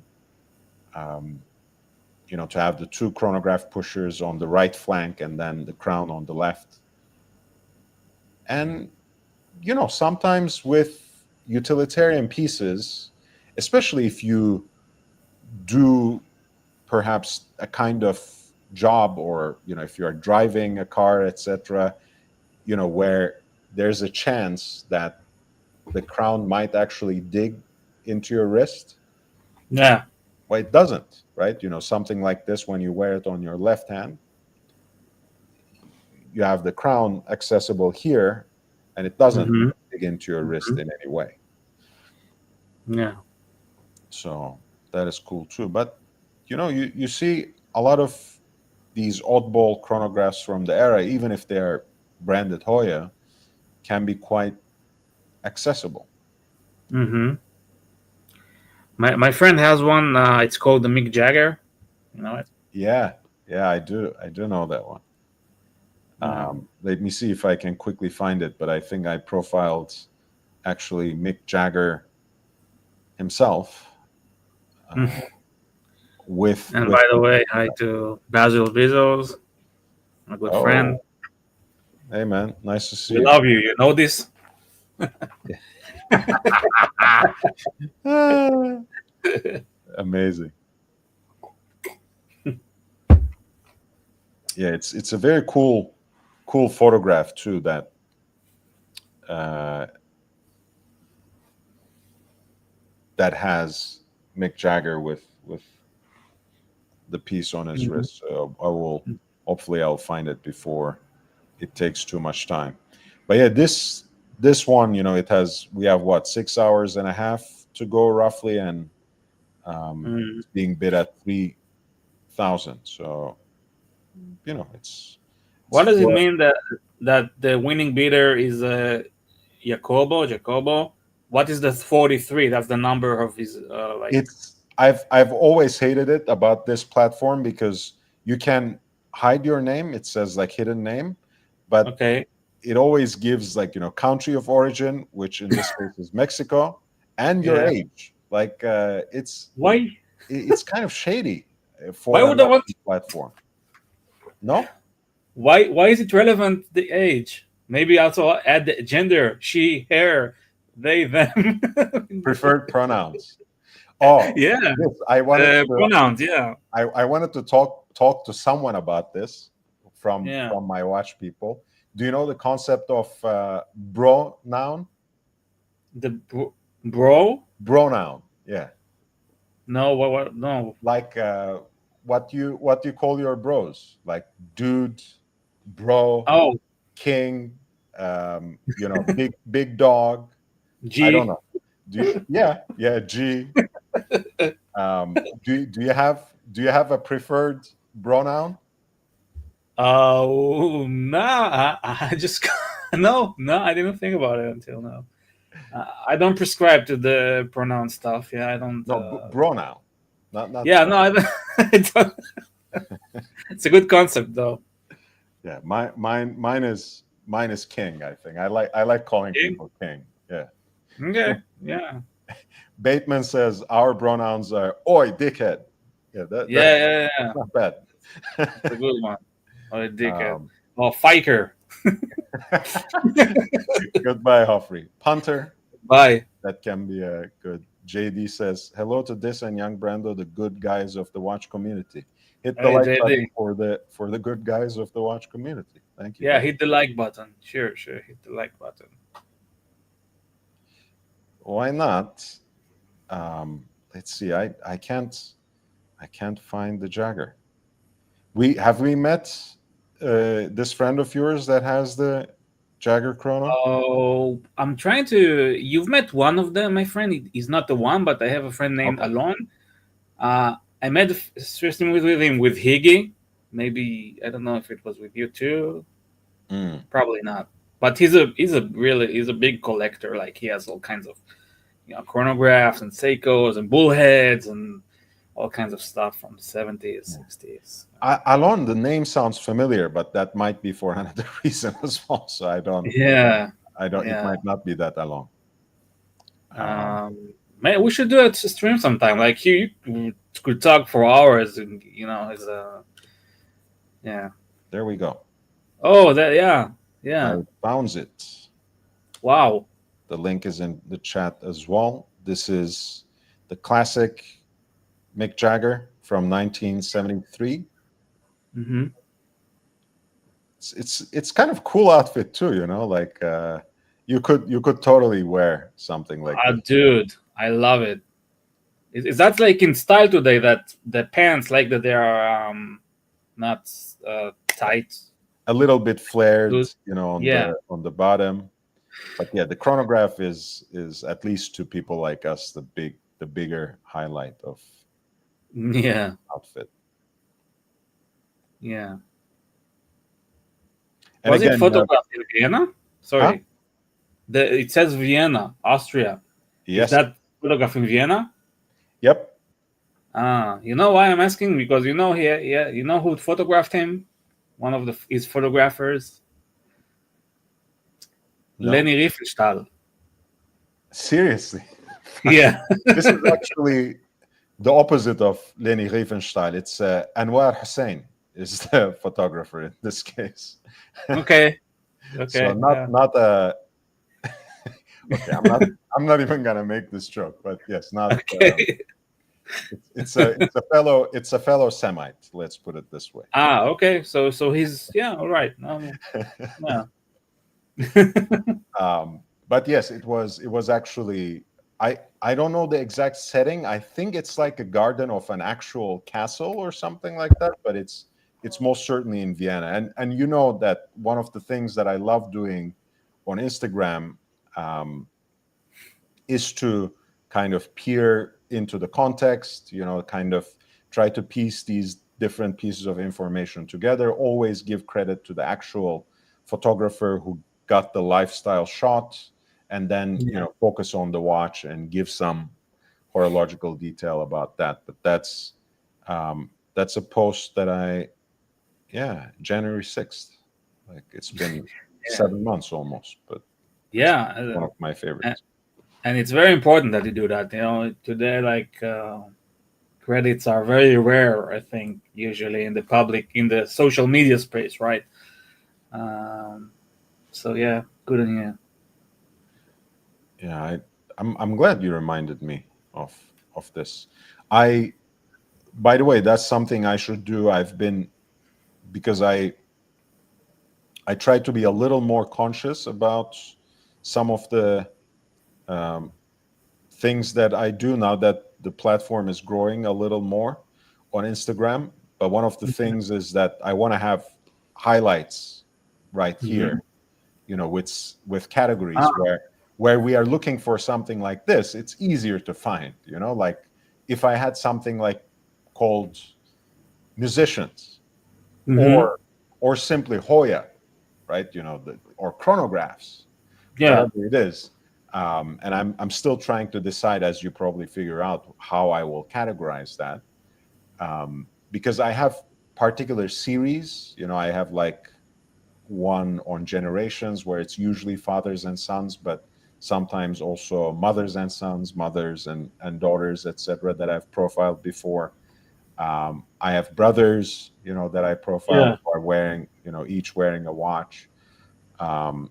So there will be categories like that, but beyond the specific series I haven't yet decided how I will categorize. But in the future, it will make these kinds of side quests, a little easier. I'll give you my 2 agorot. Of course. If you want to cater to bigger crowds, not only Watch Idiots events, go for the musicians, Mhm. actors, like that's the what I would go. Yeah, that's actually a good point. Very good point. And I'm seeing actually, I'm just, I haven't been on Instagram, and I see like it looks really, really good, man. And you have a good following, and Thank you. Yeah. justifiably doing a great job, man. And here's Arnie, and I'm happy to see Arnie over there. That watch is, Oh yeah, my God, man. It's one of the absolute classics, of course. Actually, he was not in the mood to talk at all, but I just saw him last week. really. He was just pacing around in Beverly Hills with Mm-hmm. with his hairdresser, actually, like the Oh, guy he has been frequenting for decades now. mm-hmm. But he looked very preoccupied, so I didn't bother him for anything. But Yeah, he's cool, still around. Obviously, time, um, father time beats up on everyone. So yeah, he's not as young and cocky and uh, amazing as he is in this particular photo. yeah. But yeah, he's quite Uh, cool. well, what I appreciate about him is that, as far as I know, this is not a watch that he bought. Like he just got, he bought it for himself in the 80s, and he wore it. Right, it wasn't a prop like set from Seiko or something, as No, far as not I at know. all. And he wore it through, as he wore it in Commando, Predator, I think, Raw Deal, and other movies from the 80s. And this shot is actually right between those two movies. So he Mhm. wore it in Commando, which came out in 1985. This shot is from 1986, and then he Mhm. wore it in Predator, and then in other movies too after that, 87 and longer. Yeah. Yeah, yeah. That says something about the guy, and that he could afford, like, other things, right? But he was Yeah, by uh then especially. Yeah, I mean, yeah, it's I mean, in the 80s, you can't, like, I guess today the equivalent of Arnold in the 80s is like Taylor Swift now.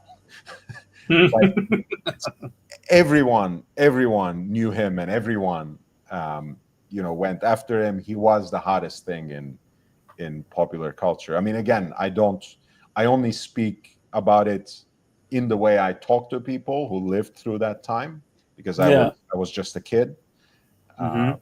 But yeah, it's incredible. And the Hmm. way he moved from that, he basically married into American royalty.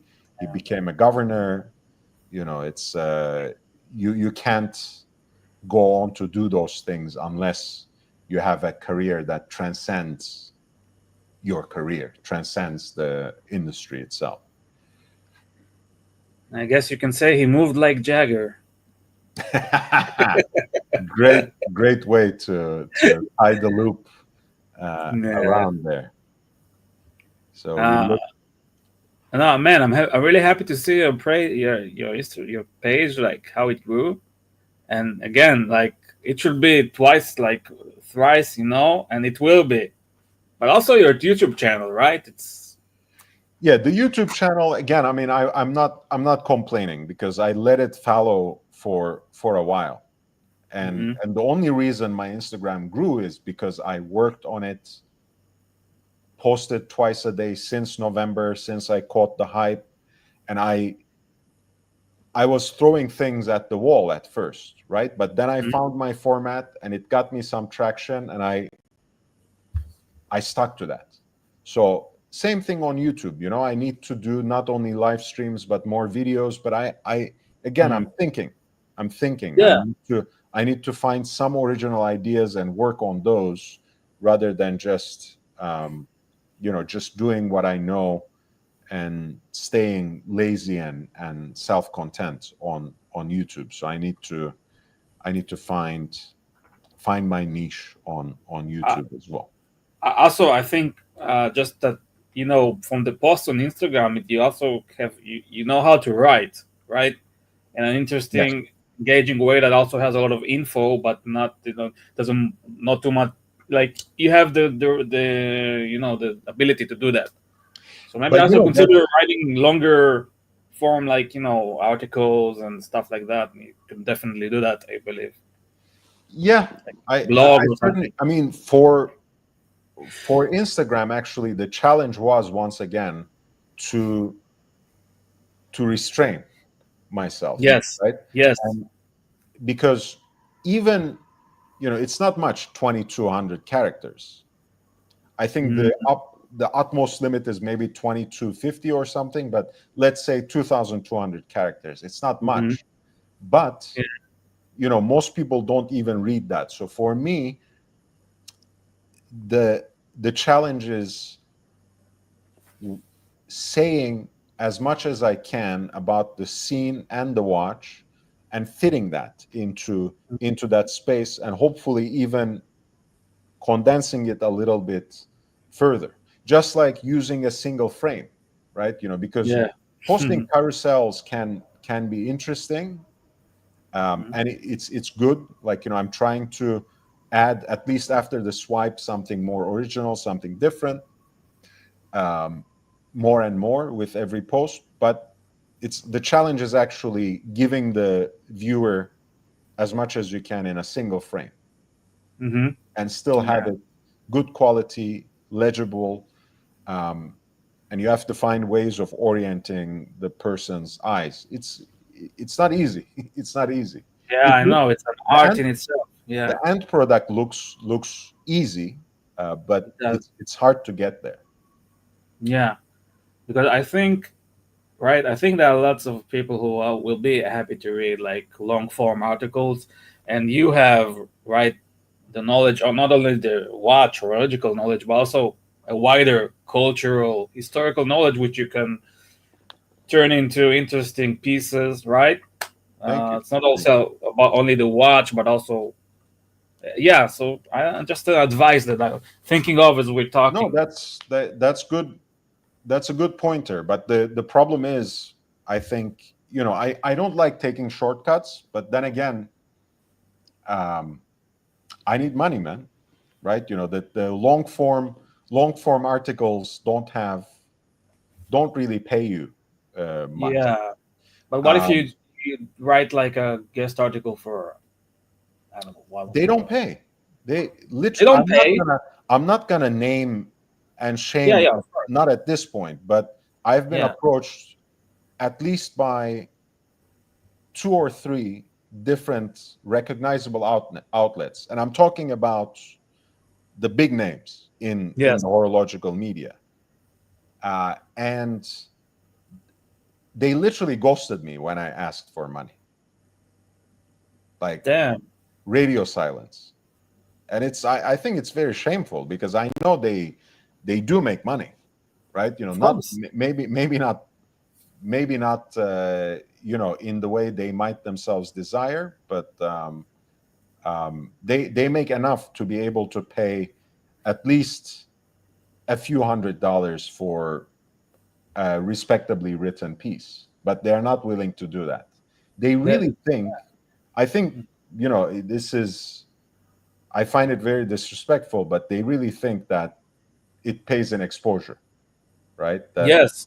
That's Yeah. not, but that's not how it works. Like, No. I can't pay my rent in exposure. So you Uh, can keep your exposure. yeah, that's. I mean, I've worked in journalism in the past, right? Yeah. Not in watch journalism, but and I've I've seen that myself, right?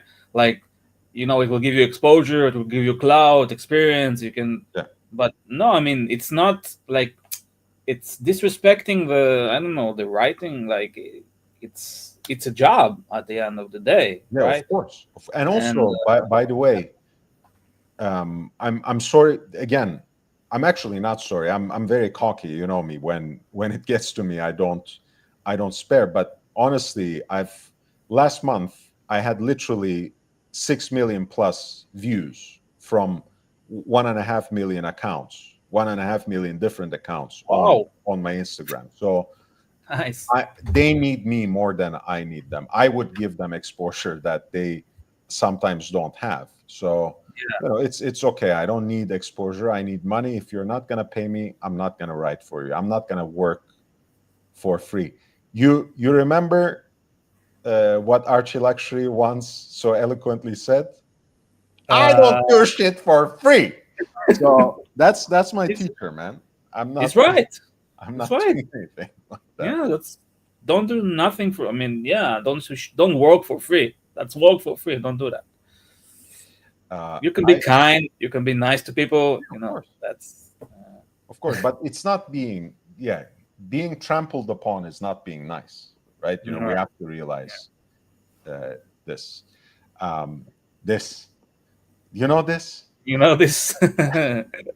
this Blampin, I don't know. I kind of like the concept of a day date always, and I like the ways people imagine to do that differently. But there's something that grates me about the dial design here. You know, as much as I generally like asymmetric dials.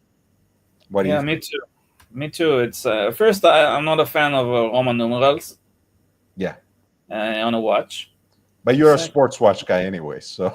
Yeah. It's known. It's known in the public. But I can appreciate a good dress watch, right? That's like. But even then, you would rather not have Roman numerals. Oh, also the skeleton hands, right? Okay. Yeah, something doesn't work here for me. Like, I appreciate it's not a bad looking watch. Just a little bit. Again, I love the case design. You know, the stepped bezel, the teardrop lugs.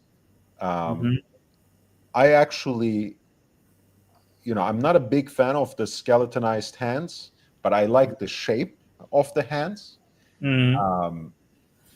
I like Roman numerals on a dress watch. That's not a problem for me. I love a retrograde complication, and the day of the week here is exactly that. So it snaps back from Sunday to Monday. That's quite cool. I usually like the grand date too, you know, the 2-digit expression of the date. I like those too, but somehow all of them together, it's a little all over the place for me. I don't really like it. Yeah. It's rose gold? I believe so. It looks rose gold. Let me double check and see what the description says. Yes, it is rose gold.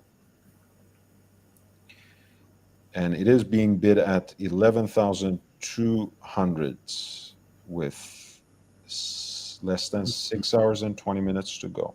That was lot 12. I want to look at this Schwarz Etienne. Let's see if there's any. Schwarze. Calm down this. But it does remind me, I don't remember. It's like some kind of morning show that since we were talking about Arnold, Muhammad Ali is there as a guest, and Arnold Schwarzenegger is coming as the next guest.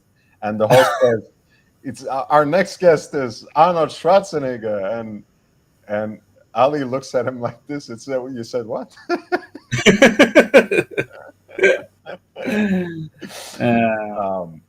But yeah, it's like people love these names, man. In the US, like some white people are so desperate for an N-word pass that they enjoy these occasions of being able to say it when it's not. There's this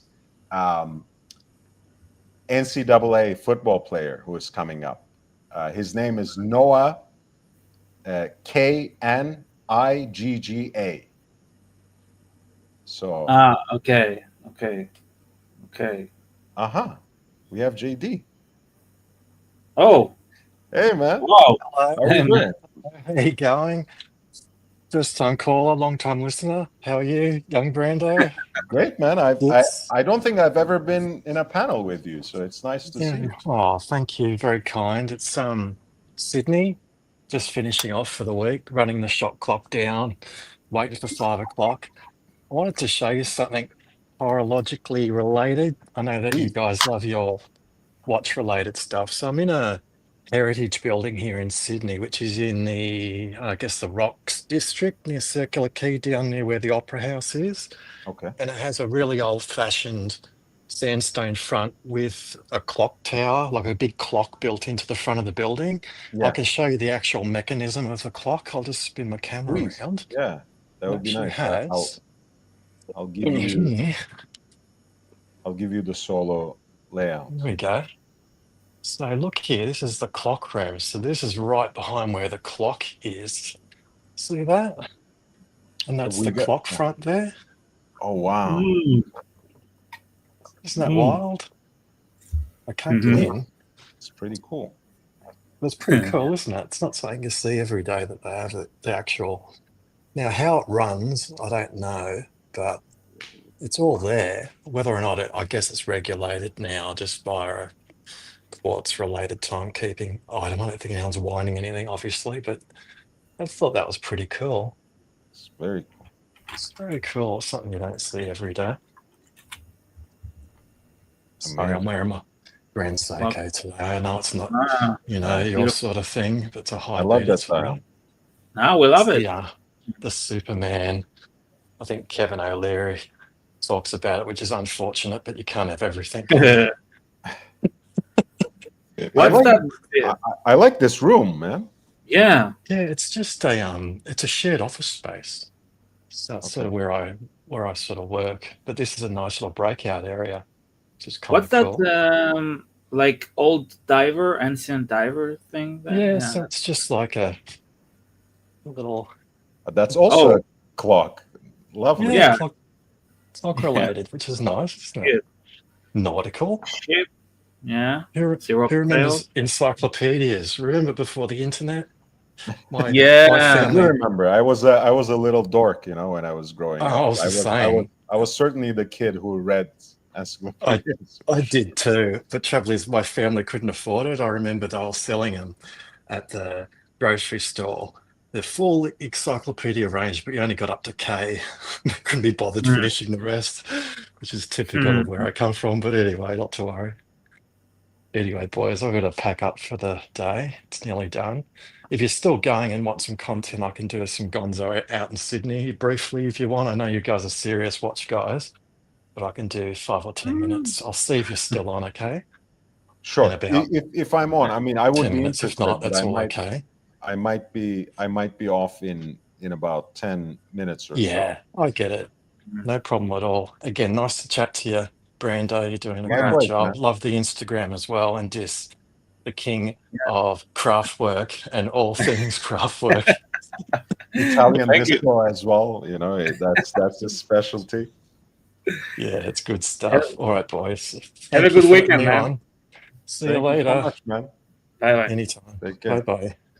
Bye, Bye. JD. Oh, that was nice. Yeah, he's the king of Gonzo. He is? Yes, he's always gonzoing from like amazing places and. Yeah, this was an amazing place. It was Yeah. It was a very nice setting and nice to have that view of the clock room as well. Mm. But back to our banter about the Schwarz Etienne. I mean, it's a word. It's a word in German. What can you say? What can you do? Yeah, it's a color. It is what it is. Yes. You watch Spaceballs, right? Yeah.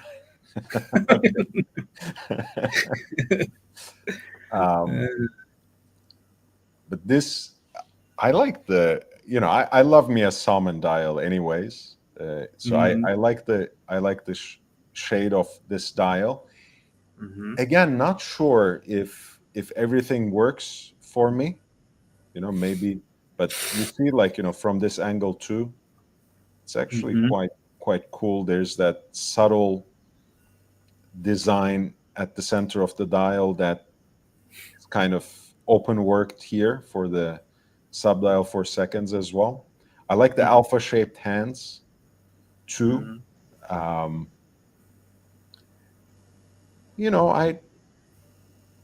I don't know. It's if you are into the quirk of the design, this could be a very cool watch. But Mhm. between the signature being shifted to somewhere asymmetrical and abbreviating the indices there, Mhm. uh, I don't know. Maybe it is getting to that territory for me where it's a little too much. But I do like the case design. I do like the hands. I do like that perforated subdial for the seconds. Uh,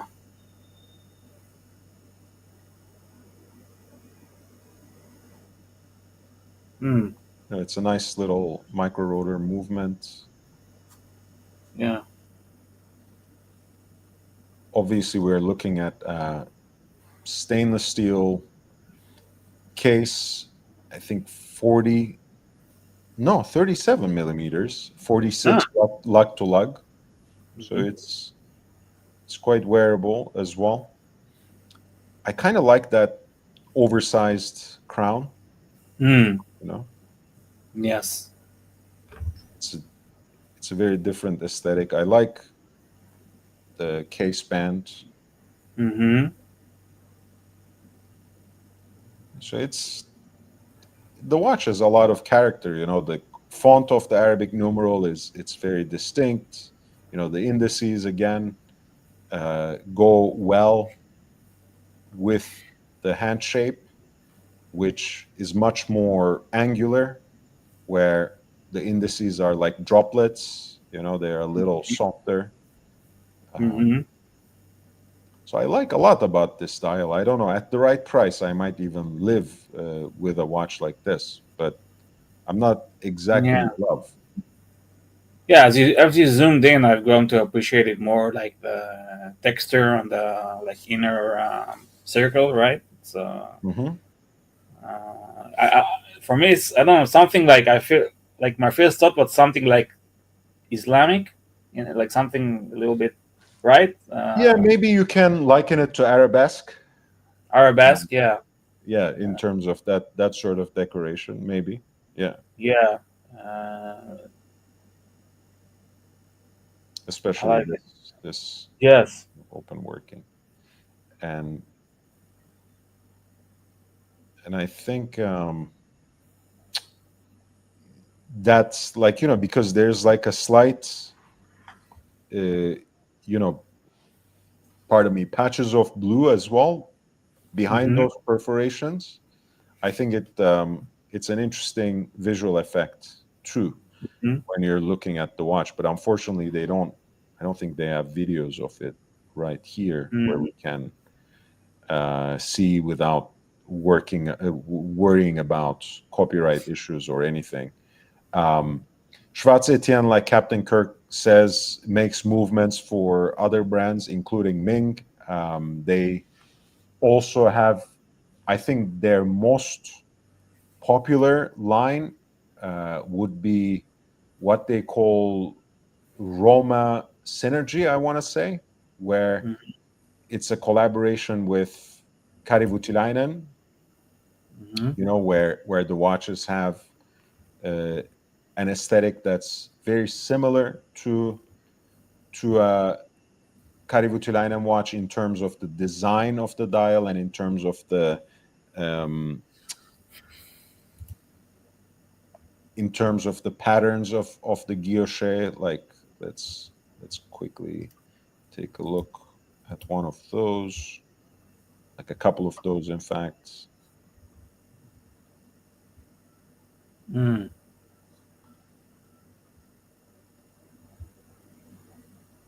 Yeah, that's I like that more than it's more traditional. Yeah, absolutely, and perhaps sometimes that's exactly what you need, Yeah. uh, especially for a watch like this. And you can see um, it's the same movement except it's more decorated and Mm.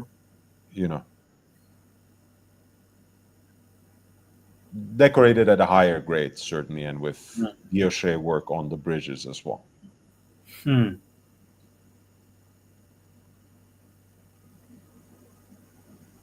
Yeah, those dials are very beautiful and in a more traditional way, as you said. Mhm. This.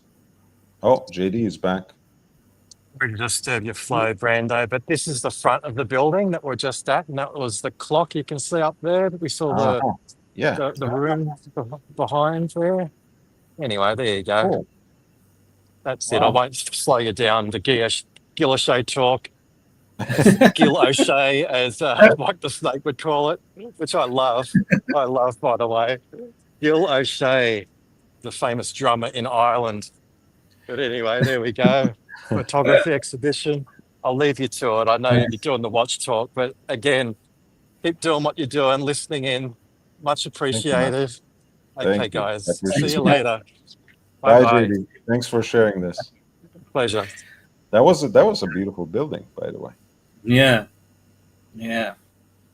I wish I want to visit Sydney one day. Not today, not in this, but hopefully one day. Yeah. Yeah, I would like to go to Australia at least once. That would be nice. Yeah. Visit Brisbane for sure.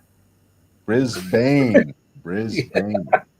Go for some Asian food. Isn't there an Olympics coming up in Brisbane? Wow. After us, it's them, I think. Wait, the Los Angeles, right? Is next 2028 and 2032, I think, is Brisbane. I think. Let's see. Let me check. No, it's no.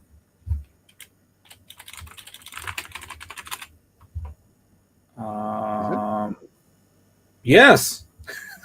Yeah. I mean, I hope we don't have to wait until then, but Damn. Brisbane. Out of all places, Brisbane.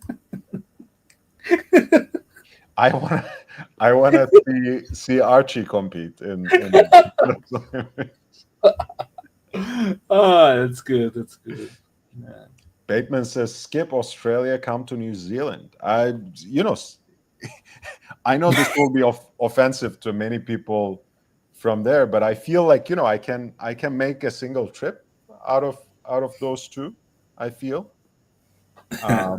Look, if I make it all the way there, I might as well visit both Australia and New Zealand, and obviously, probably only 2-3 different cities in total. Because these are like continental spaces, basically. Mhm. So there's no way to even go around the whole country, whether it's New Zealand or Australia, on a single visit. But Mhm.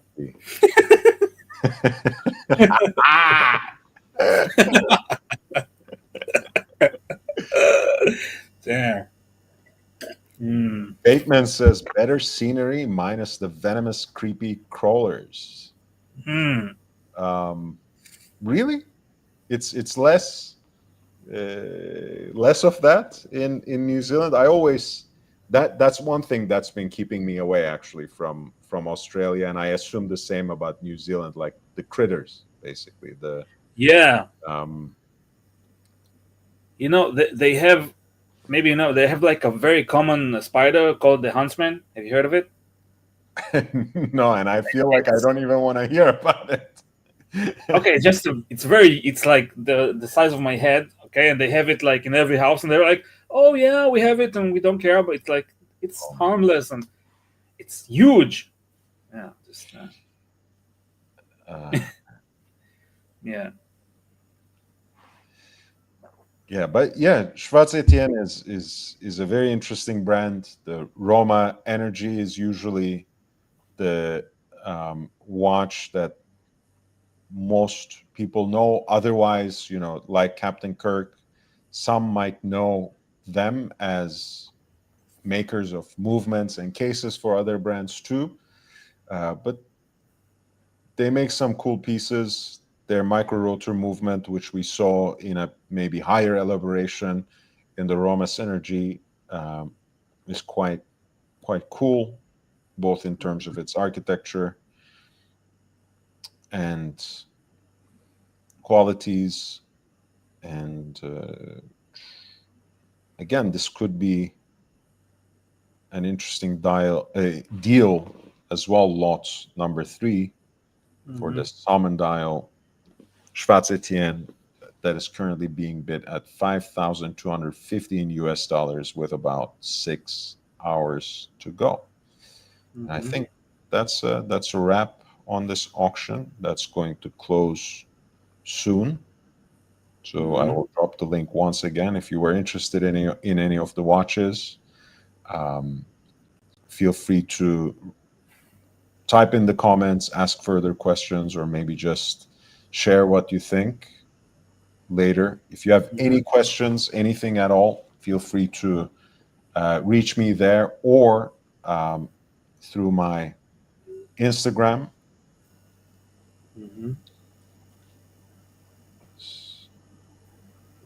I will drop the link there too.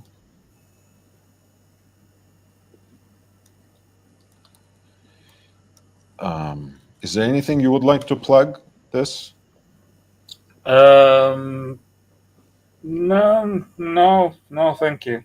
No. Okay. Appreciate it. Of course, man. You're always welcome.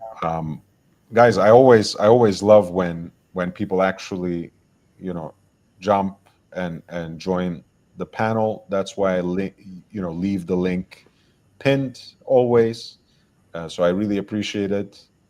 We will probably somehow end up talking about watches still and touch on a number of different things when I have a guest, which I prefer, honestly. I like this sort of free-flowing conversation rather than being incredibly structured, because that's usually how I look at things, and I need to loosen up sometimes. So it's always better to have someone like you.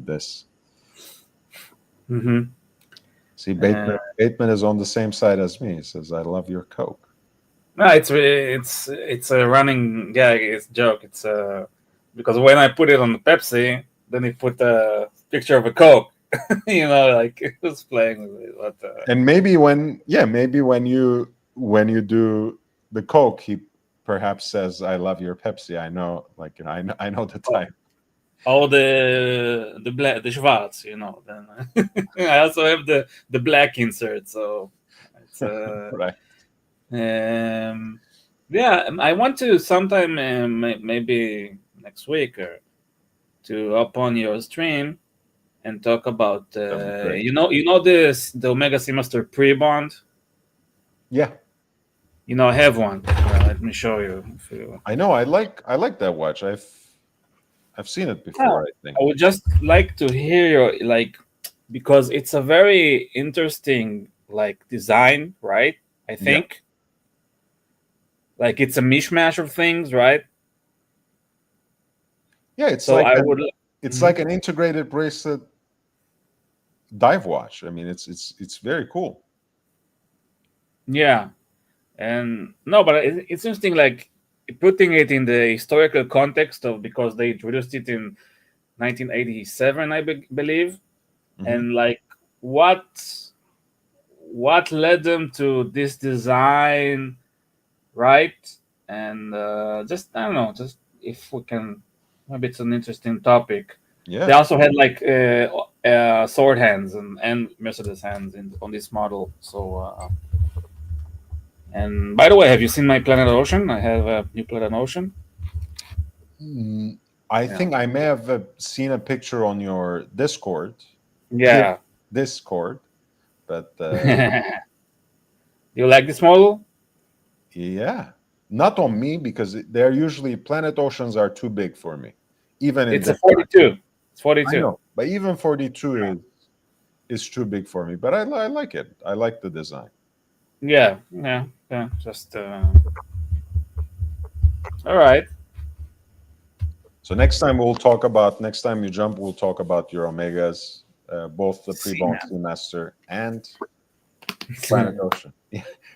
By the way, when you say Omega, of course, I remember one of the best snippets of Archie's show, when you're smoking a cigar and you say, "Archie, can you say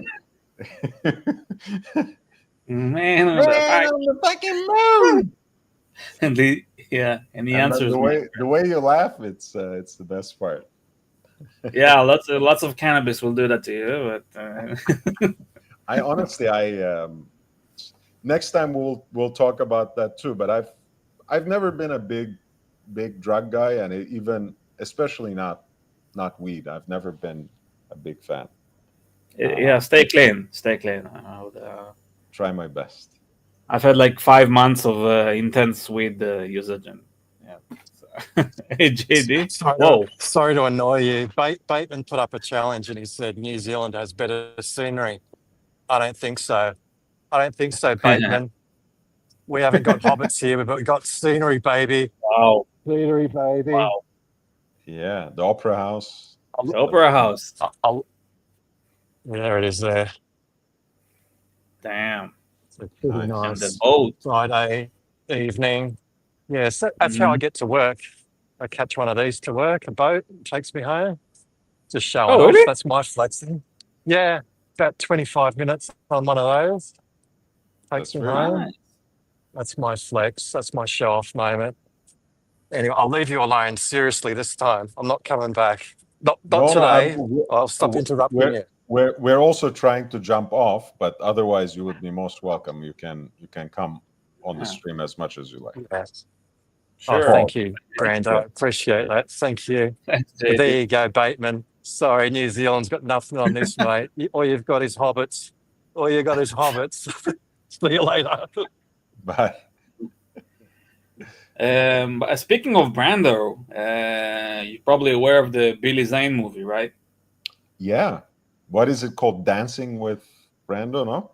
Something like that. Yeah, I'm really intrigued about it. I really appreciate Billy Zane as an actor. I think like he's not appreciated enough, right?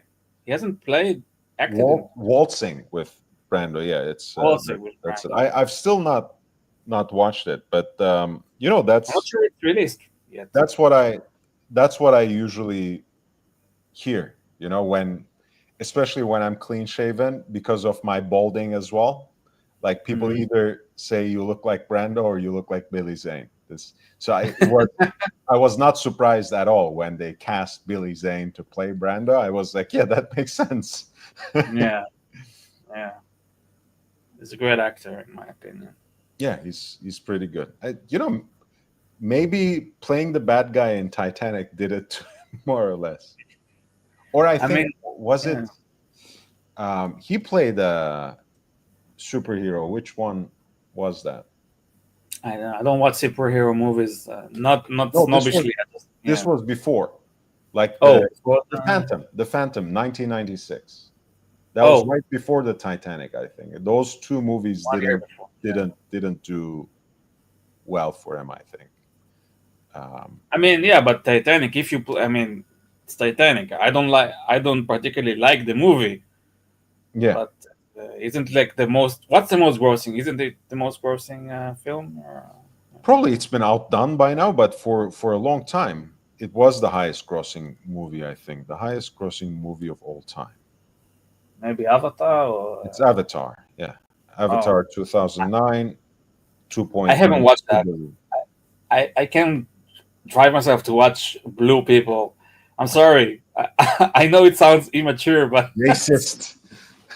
No, but it's like no, it just I don't know. Something just bores me. Something about blue people. No, like I'm blue, the body, you know that song? I do. Yeah. But yeah, look, I think it is mind blowing to me. I've still not watched the movie, by the way. So for that is the highest grossing apparently. The next one is Avengers Endgame, 2.79 billion. The third one is the sequel. So Avatar: The Way of Water is 2.32 billion. Like for